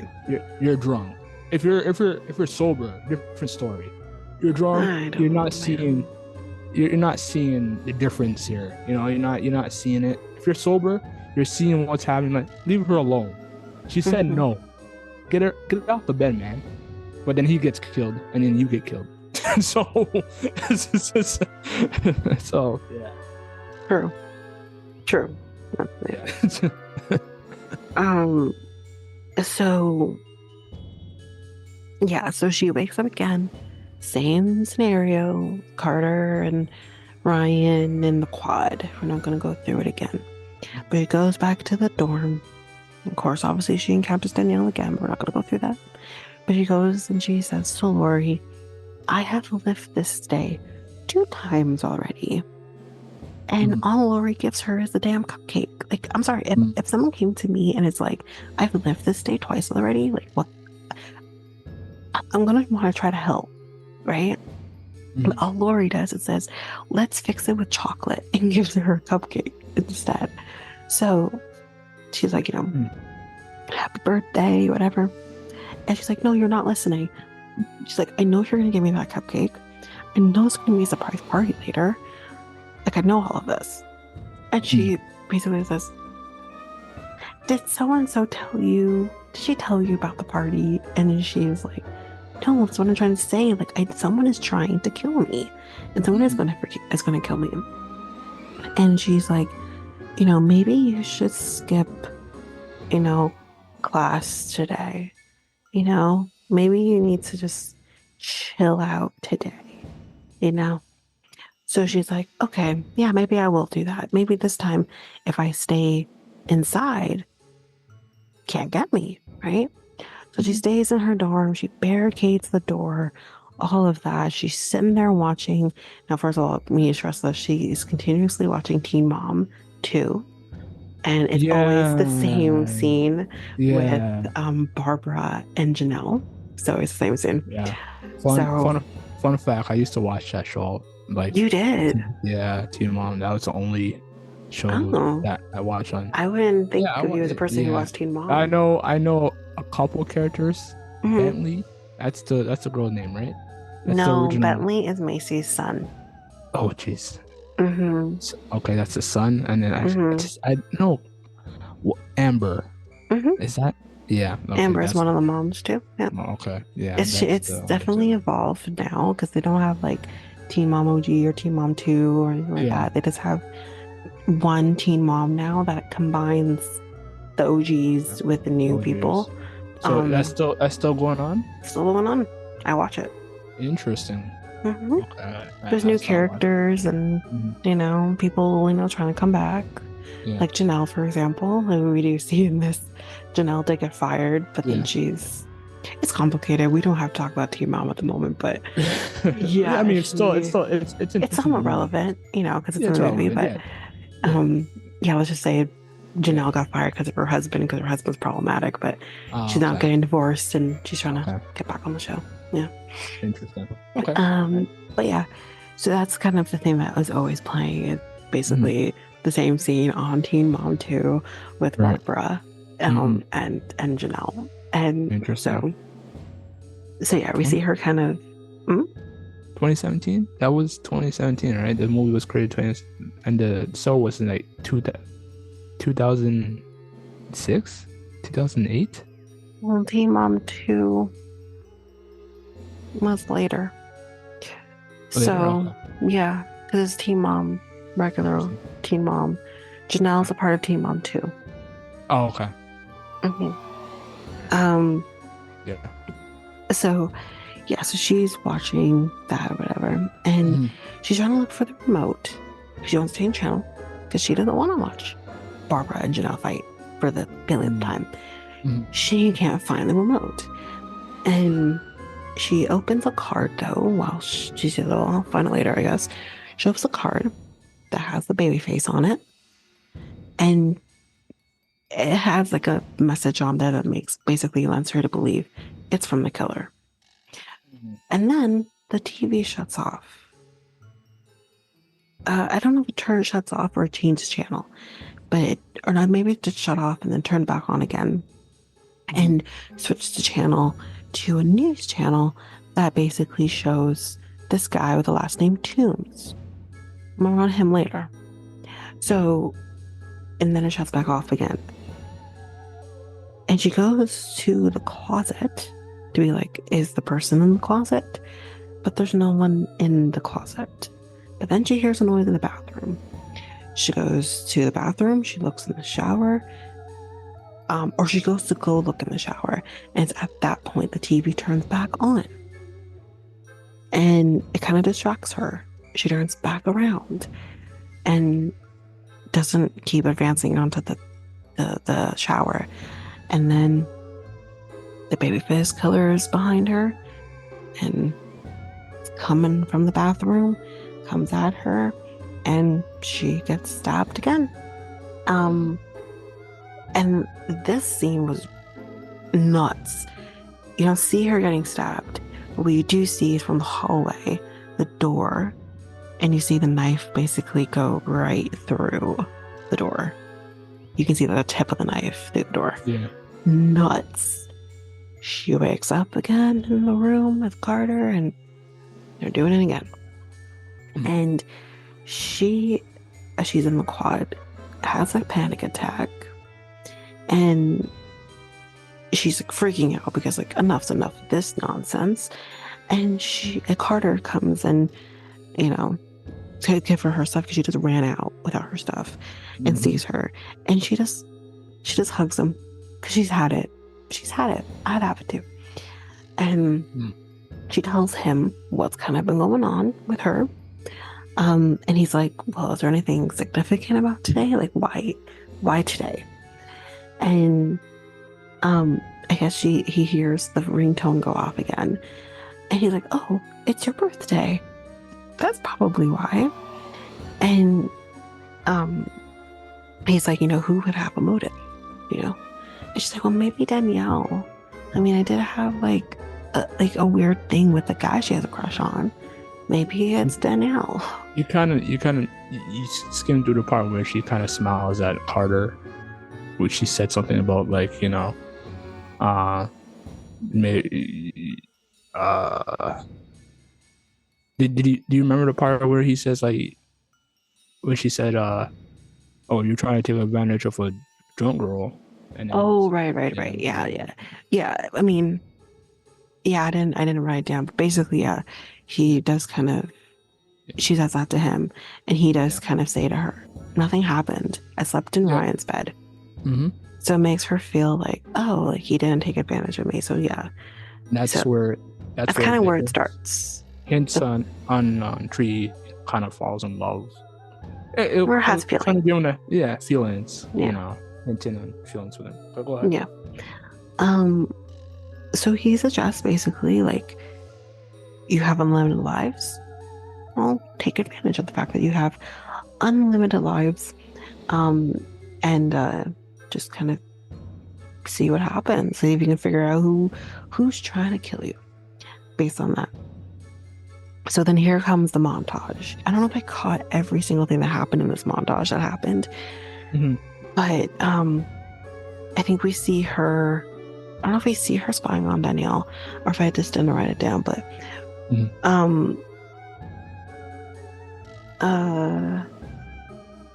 yeah, this is what happened. I did kind of write it down. So first, number one, she goes and she's spying on the guy who she had a date with. And it's while she's spying on the guy that she discovers he's gay, y'all. Because he's watching like gay porn in his room. And she's like, oh, okay, like it makes sense now. And then she turns around and she gets killed by the babyface killer. The next thing that happens is she's spying on the wife of the teacher, and nothing really to report there. But then she turns around and there's babyface killer again, and she gets stabbed again by him. Then she gets hit by a bus while fighting with Danielle, and she's like, I knew it was you. Like she's still thinking it's her, and they both get killed while she's being hit by a bus. And it's funny, when she wakes up from that one, she's like having a temper tantrum in Carter's bed because like it just didn't work out the way she wanted it to. Then she walks naked in the quad because why not? it's going to reset and no one's going to remember this. I think she also dyes her hair. Again, why not? And then we end the montage where she's trying to creep on the killer. When I think the killer ends up hitting, or no, she's trying to creep on the killer. She has a baseball bat. She accidentally hits Becky with the baseball bat, which Becky is the one who had the milkshake earlier, and she was being fat shamed.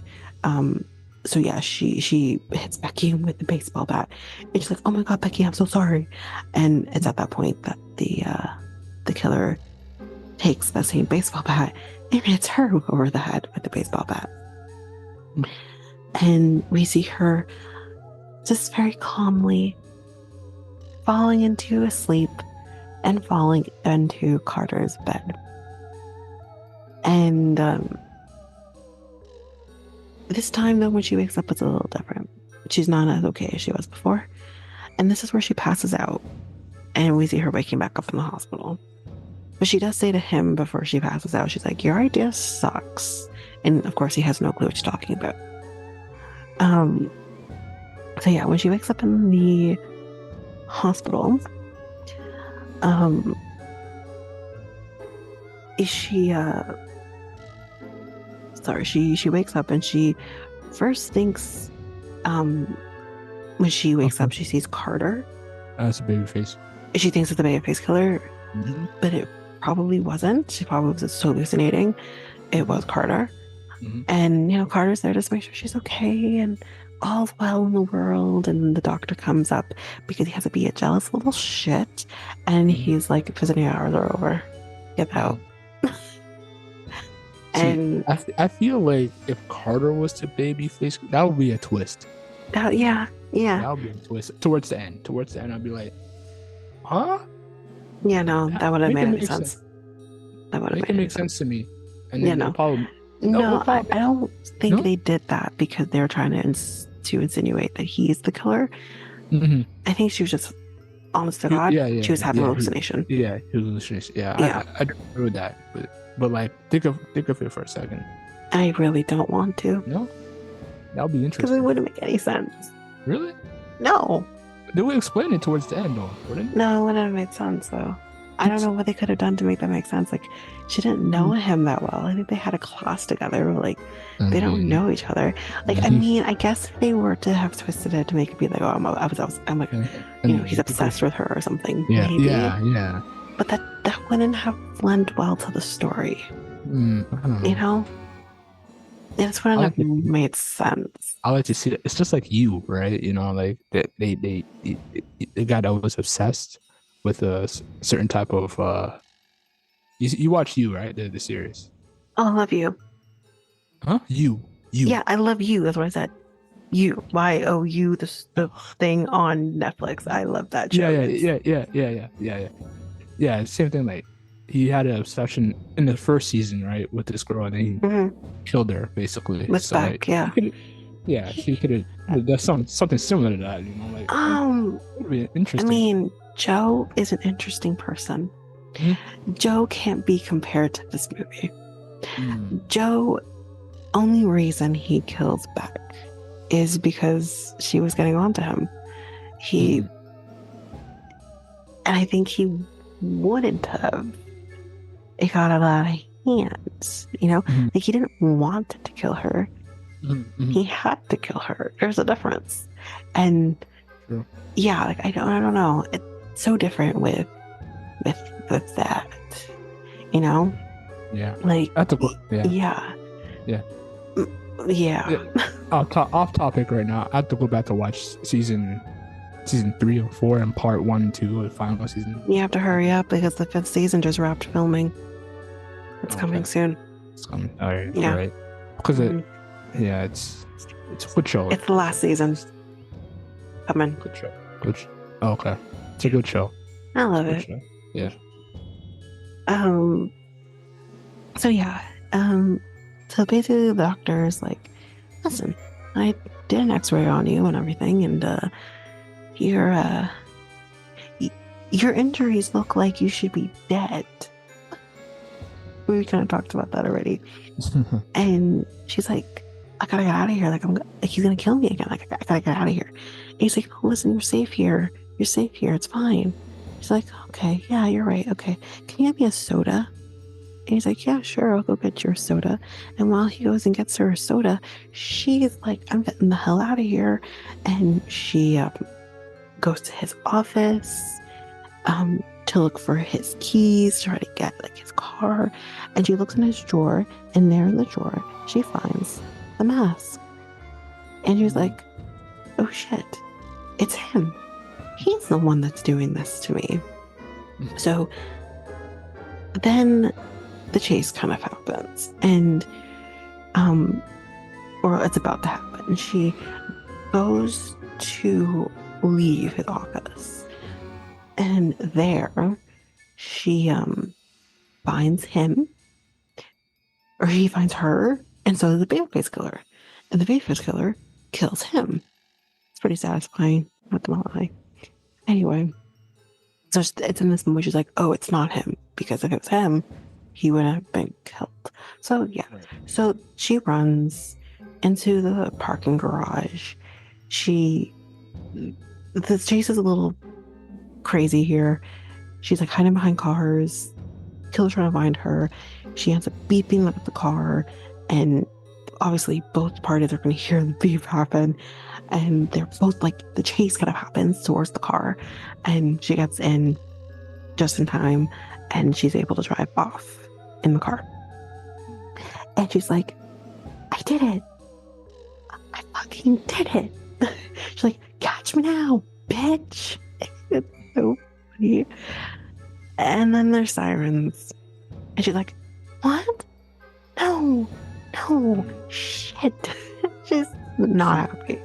See, this is where the over the top. That's the over the top scene I was talking about. Kind of a little bit over the top. What do you mean? I'm not.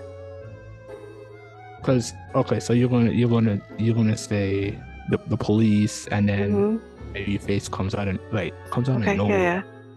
No, it didn't come out of nowhere. Didn't come out of nowhere at all. They drove there. I mean, she didn't get far. I mean, how does this guy know where she's at, or like, you gotta remember who the person is. I know, but right. So you have to make that into consideration. I think, really and truly, I mean, I don't know. We don't know the setup of the hospital and where it's located. Yeah. But, if she's headed to like a police station, you're going to go one way, right? So maybe this thinks like this is the way they're probably going to go. And it's pretty dark. There's no one else really around until the police officer. And it's not crazy that she would have been found where she was. So, yeah, I don't think it's crazy. I don't think it's crazy at all. Okay. Yeah. Kind of funny and over the top, but it's okay. Yeah. So yeah, the cop shows up, and she's like, they're gonna kill me. Like, someone's trying to kill me. And he's like, what? He's like, someone is trying to kill me. And he's like, ma'am, are you on drugs or alcohol?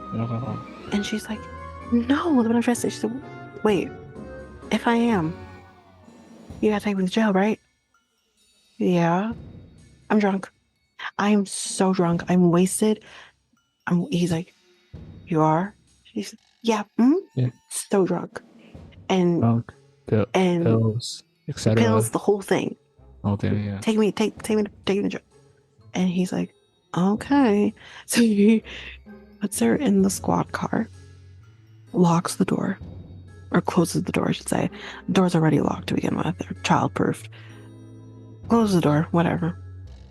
And as he closes the door, does he then not get hit by a car? Mm-hmm. And she's like, starts screaming, and it's the babyface killer. Kills the cop. And she, again, this is also reminiscent to the Scream movie. Same thing. But yeah, very reminiscent. Like, locked in the cop car, can't get out. And the babyface killer basically comes out of the car, walks to the cop car, peers down at her, and doesn't do anything, whatever.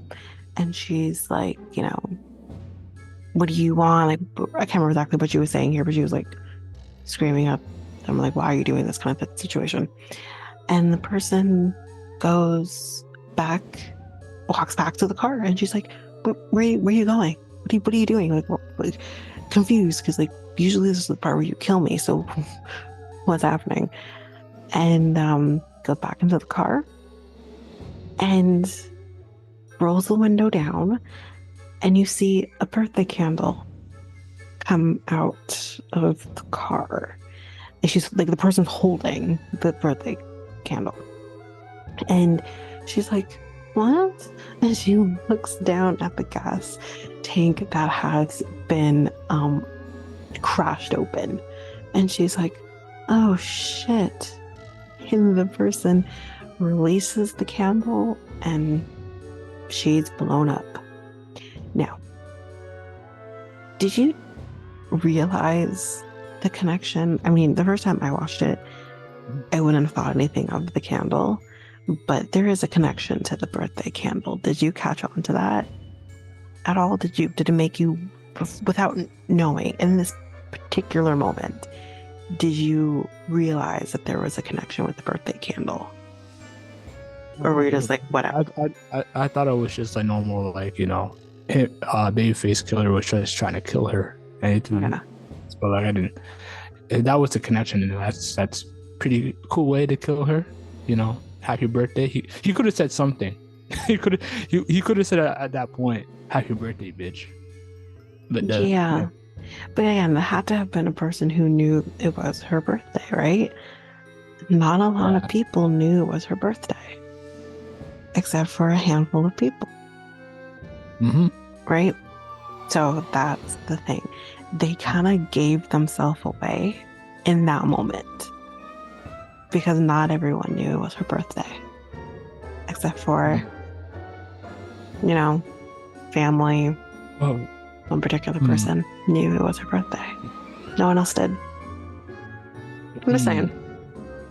Let that one sink in a little bit. For those people who don't know, or maybe didn't watch the movie or whatever, Right. There is one person who knew it was her birthday.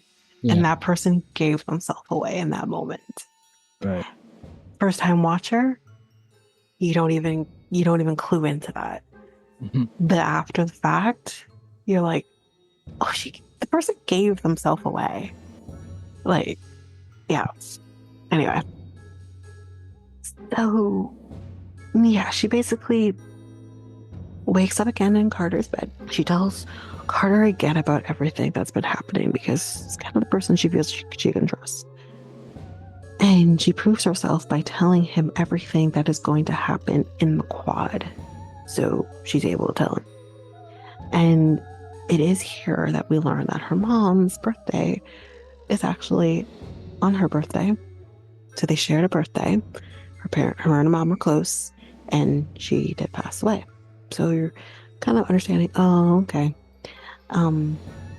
Then she sees that news report again that she saw a few loops ago, and that is about Toombs. And she's like, oh my God, it's been him the whole time. And she goes back to the hospital to basically stop him from being released. Because to explain Toombs here, kind of going ahead here, didn't explain Toombs. Toombs is a prisoner who had to go into the hospital, and he's a murderer. So she thinks like it's him. It's been him the whole time. Mm-hmm. And he's been like under her nose basically the entire time. But when she goes over to the hospital to basically stop, it's too late. He's free.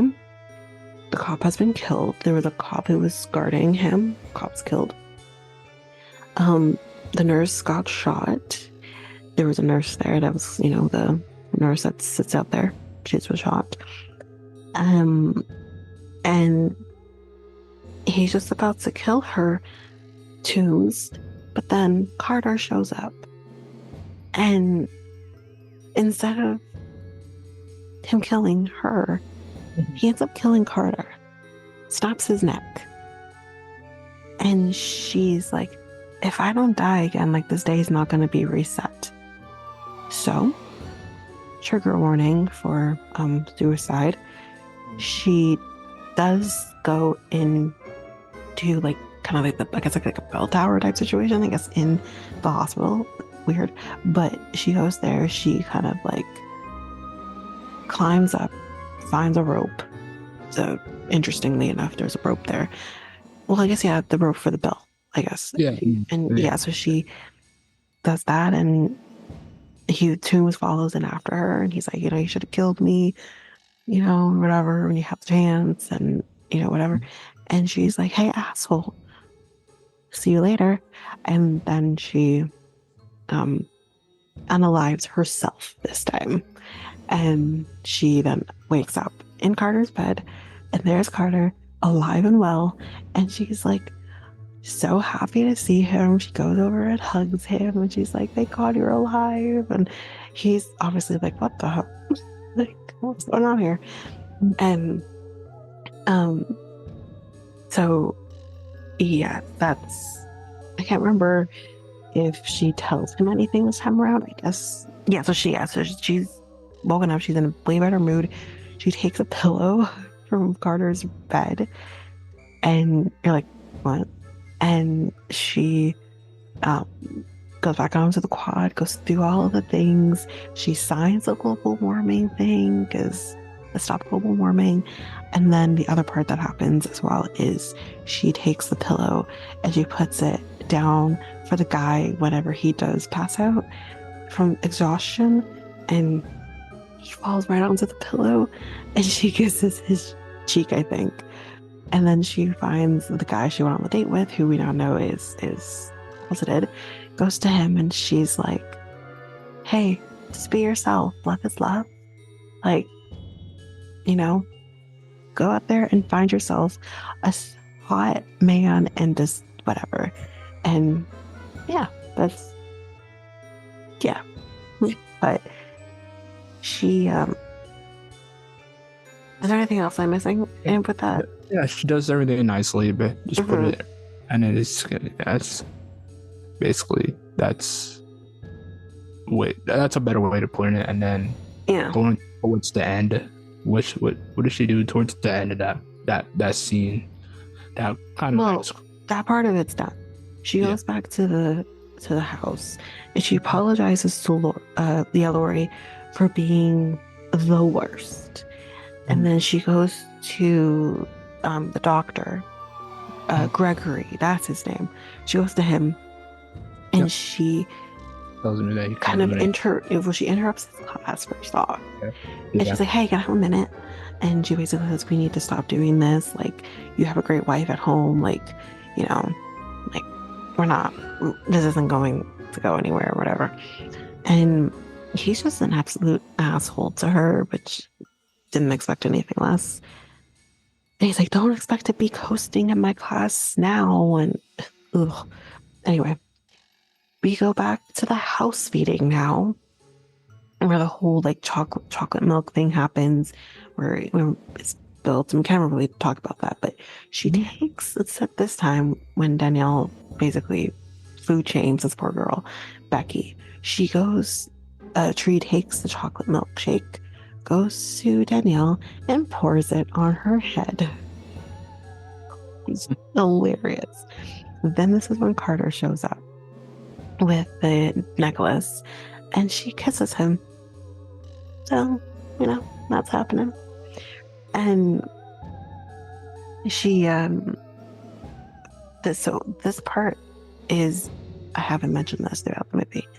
So if those who watch the movie, or for those who haven't watched the movie, throughout the movie, constantly her phone is ringing. We hear the ringtone constantly happening. We also hear her also listening to voicemail as well, which is clearly from her father, being very upset that she didn't show up to, like, I guess like a birthday thing for her, right? And she does finally, in this loop, go and see her dad. And she kind of just explains, like, this day is really hard, obviously, with her mom and everything. And she's maybe didn't want to celebrate her birthday. Obviously, she didn't tell anybody about her birthday. So she they have a little nice little lunch date and heartfelt lunch date with each other. Then she goes to the hospital. This is where the fun starts. And she gets the cop before he does anything. And I think she had a knife or something. And she tells the cop, go get help. He's going to escape. And he does. He goes and he flees. You are the help, sir. Anyways, then she goes to the room and he's just there lying on the bed. Nothing's happened yet. And she goes to him and she says, I know you're awake. Open your eyes. And she goes to shoot him with the gun that she's acquired from the cop. And he's like, safety's on, sweetheart. And yeah, not great. And so he attacks her at this point and trying to remember. Oh yeah. The attack kind of goes out into the hallway or whatever, and then I think she had set an alarm and the alarm goes off and then the power goes off. And it gives her the advantage to basically get the gun from him. And she's like, thanks for the tip. Safety's off this time. And she shoots him. And he's dead. That's that. Yay. It's just, we're thinking it's over, right? She goes and she has this cute little date with Carter, 16 Candles style. Now, have you seen 16 Candles?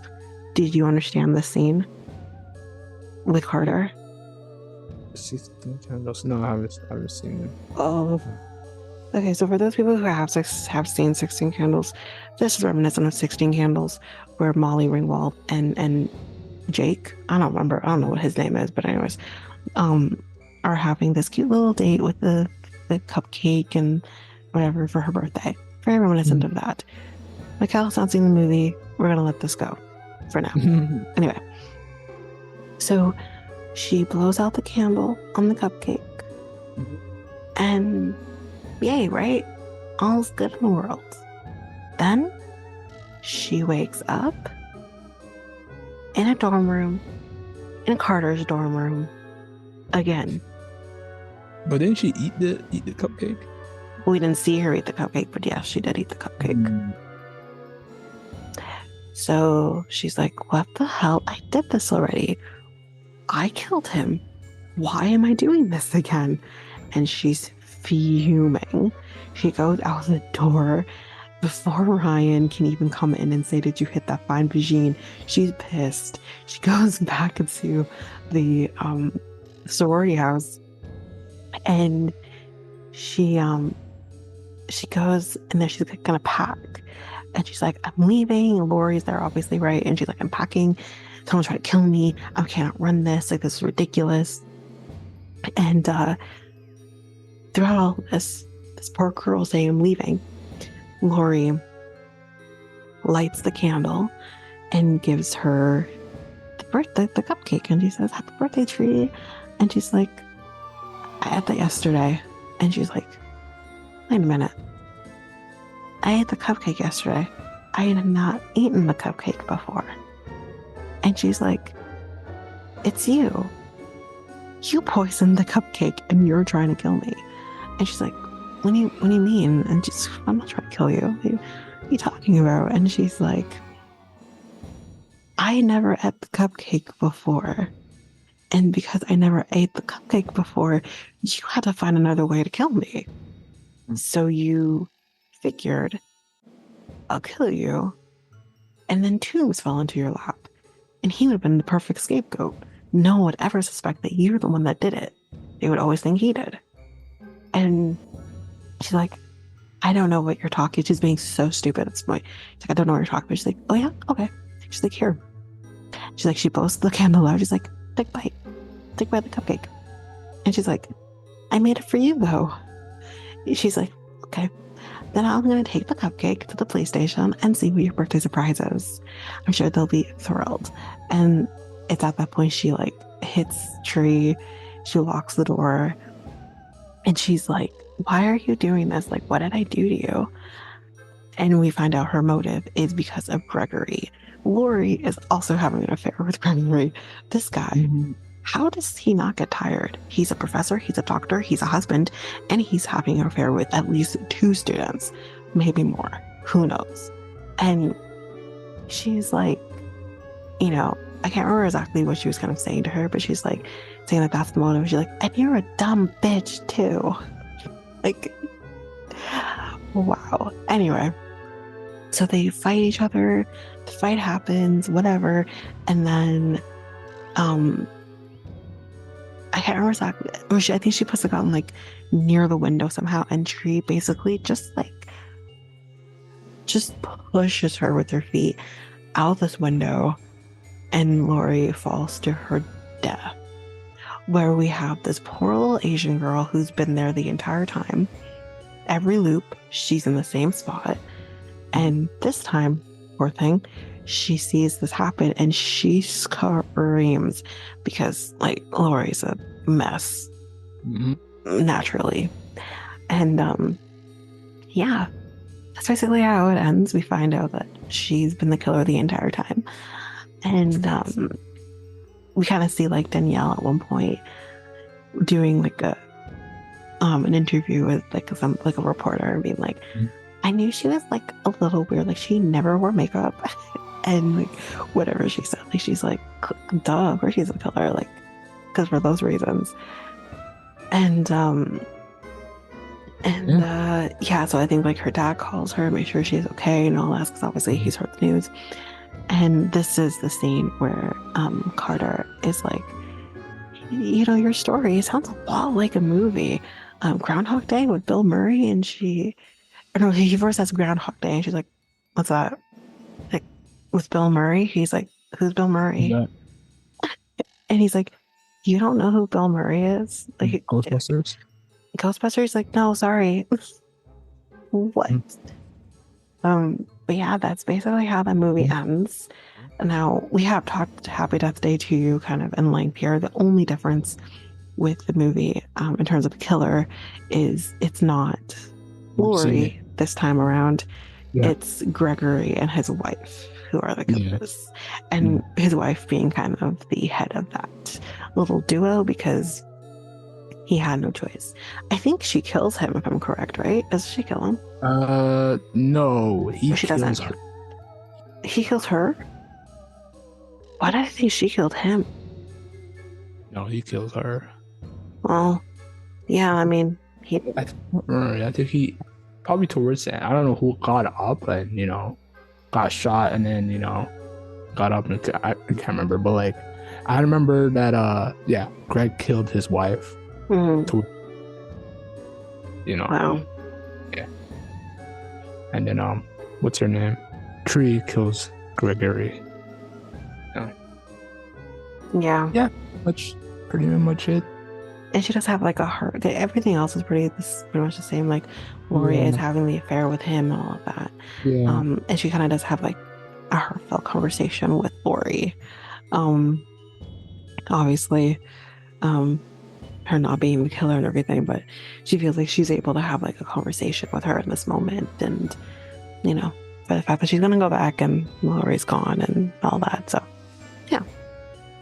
Okay. Good movie. Yeah.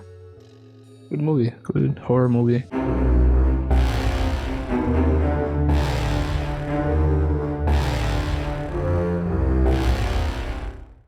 So I'm coming in after we've talked about Happy Death Day, talking about deja vu. Now a little different than the Groundhog Day effect, but we're going to talk a little deja vu, so let's get into it. And deja vu is a sense of having already seen something you're currently seeing or experiencing, coupled with knowing you haven't actually seen it, which is why it catches many people so off guard. It is thought to be the equivalent of a small brain glitch with 2 streams of thought colliding. The phrase literally translated from French to mean already seen. It is an incredibly common experience. Something upwards of 97% of people are thought to have experienced deja vu at least once, with more than 2 2/3 of people experiencing it with some regularity. St. Augustine, an ancient philosopher, first referred to the concept of déjà vu in 400 AD as, quote, false memoria, but French philosopher Émile Bourriac was the first to use the term déjà vu in 1890.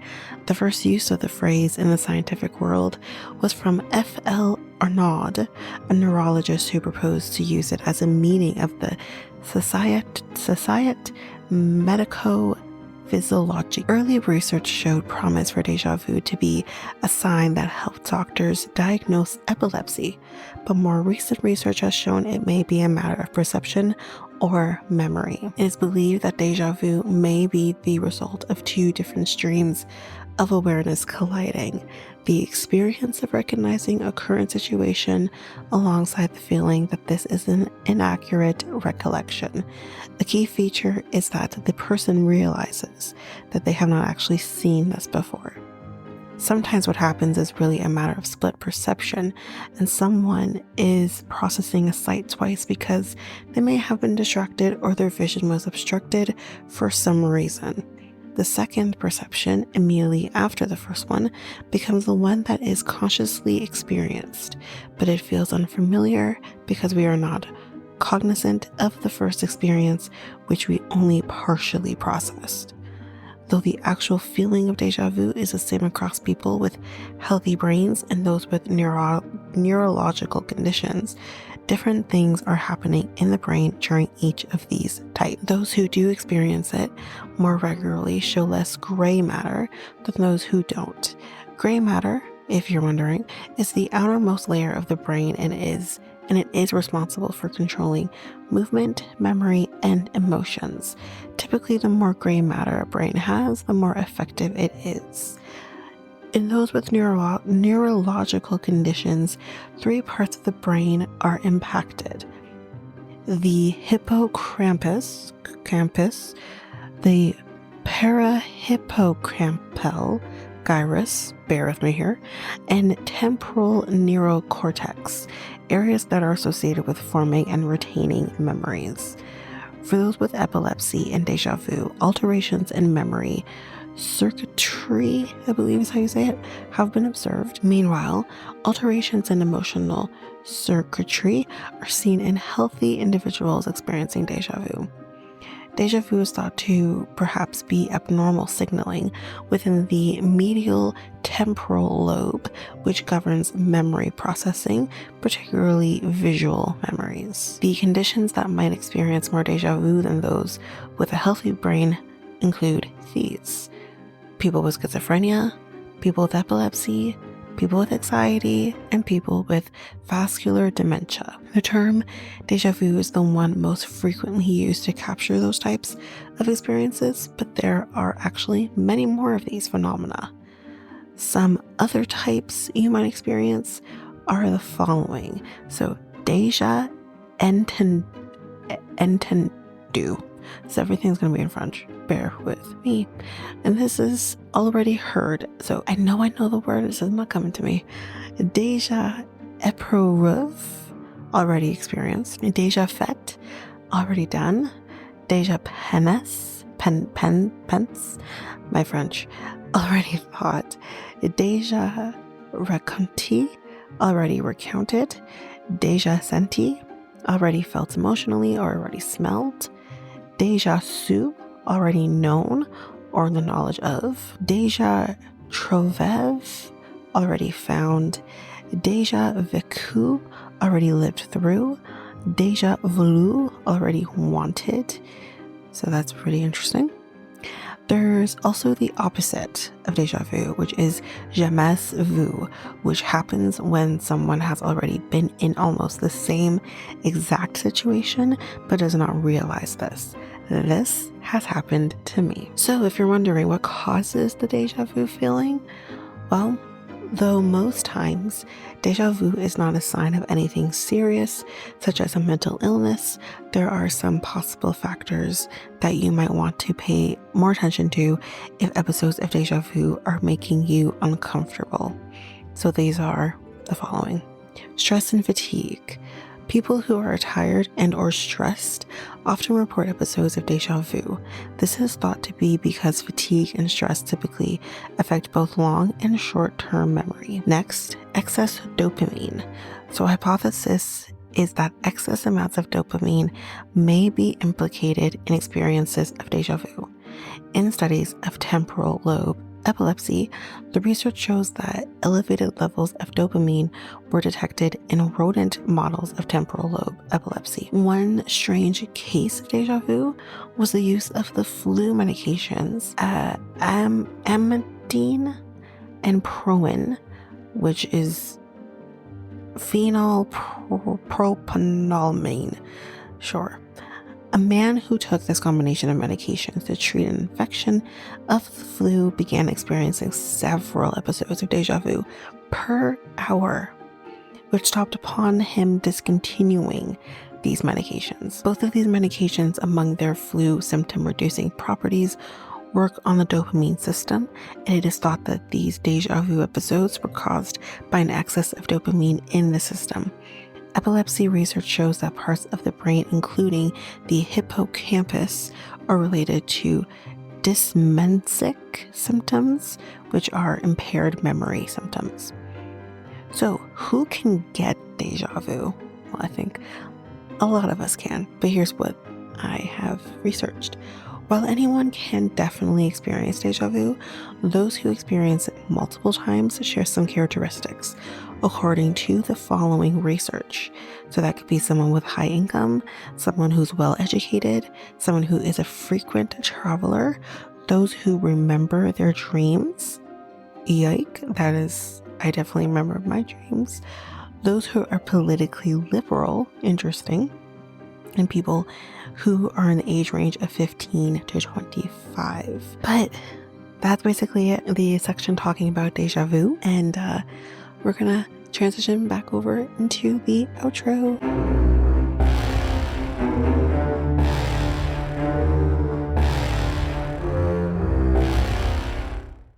This ends our Halloween series, guys. This is it. Actually, no, that's incorrect. That's incorrect. What? We have more? Technically, remember, because like we said, we recorded the last episode first before this one. So this is technically not the last one. This is the second last one. Halloween was our last one, which is coming next. So, okay. All right. Yeah, before we go into that, let's just say, for those people who want to listen, watch the movies before we do, before you listen to the recap episode, or, whatever. We are going to be kind of talking mainly 1978 with a little 2018 in there with a dash of H20. So if you want to watch those movies before, you can do that before you listen to us. Okay. I'll go ahead. All right. So this ends this episode of the Next Tape Podcast of episode 56. The Next Tape Podcast is available now on all podcast platforms. We also have a website called solo.to/Next Tape Podcast. Tanyka, where else are we at? We are on Facebook and Instagram at Next Take Podcast, and Twitter and TikTok at Next Take Pod. Okay, we have an email. Contact us at our email at mikeltanyka@gmail.com. That is mikeltanyka@gmail.com. So we talked about Happy Death Day, a little bit of Happy Death Day to you as well, and possibly a third one that's coming in the future. But we just recapped the whole entire movie of Happy Death Day, the first one, and yeah. Like I said before, it's a good movie. You guys should watch it.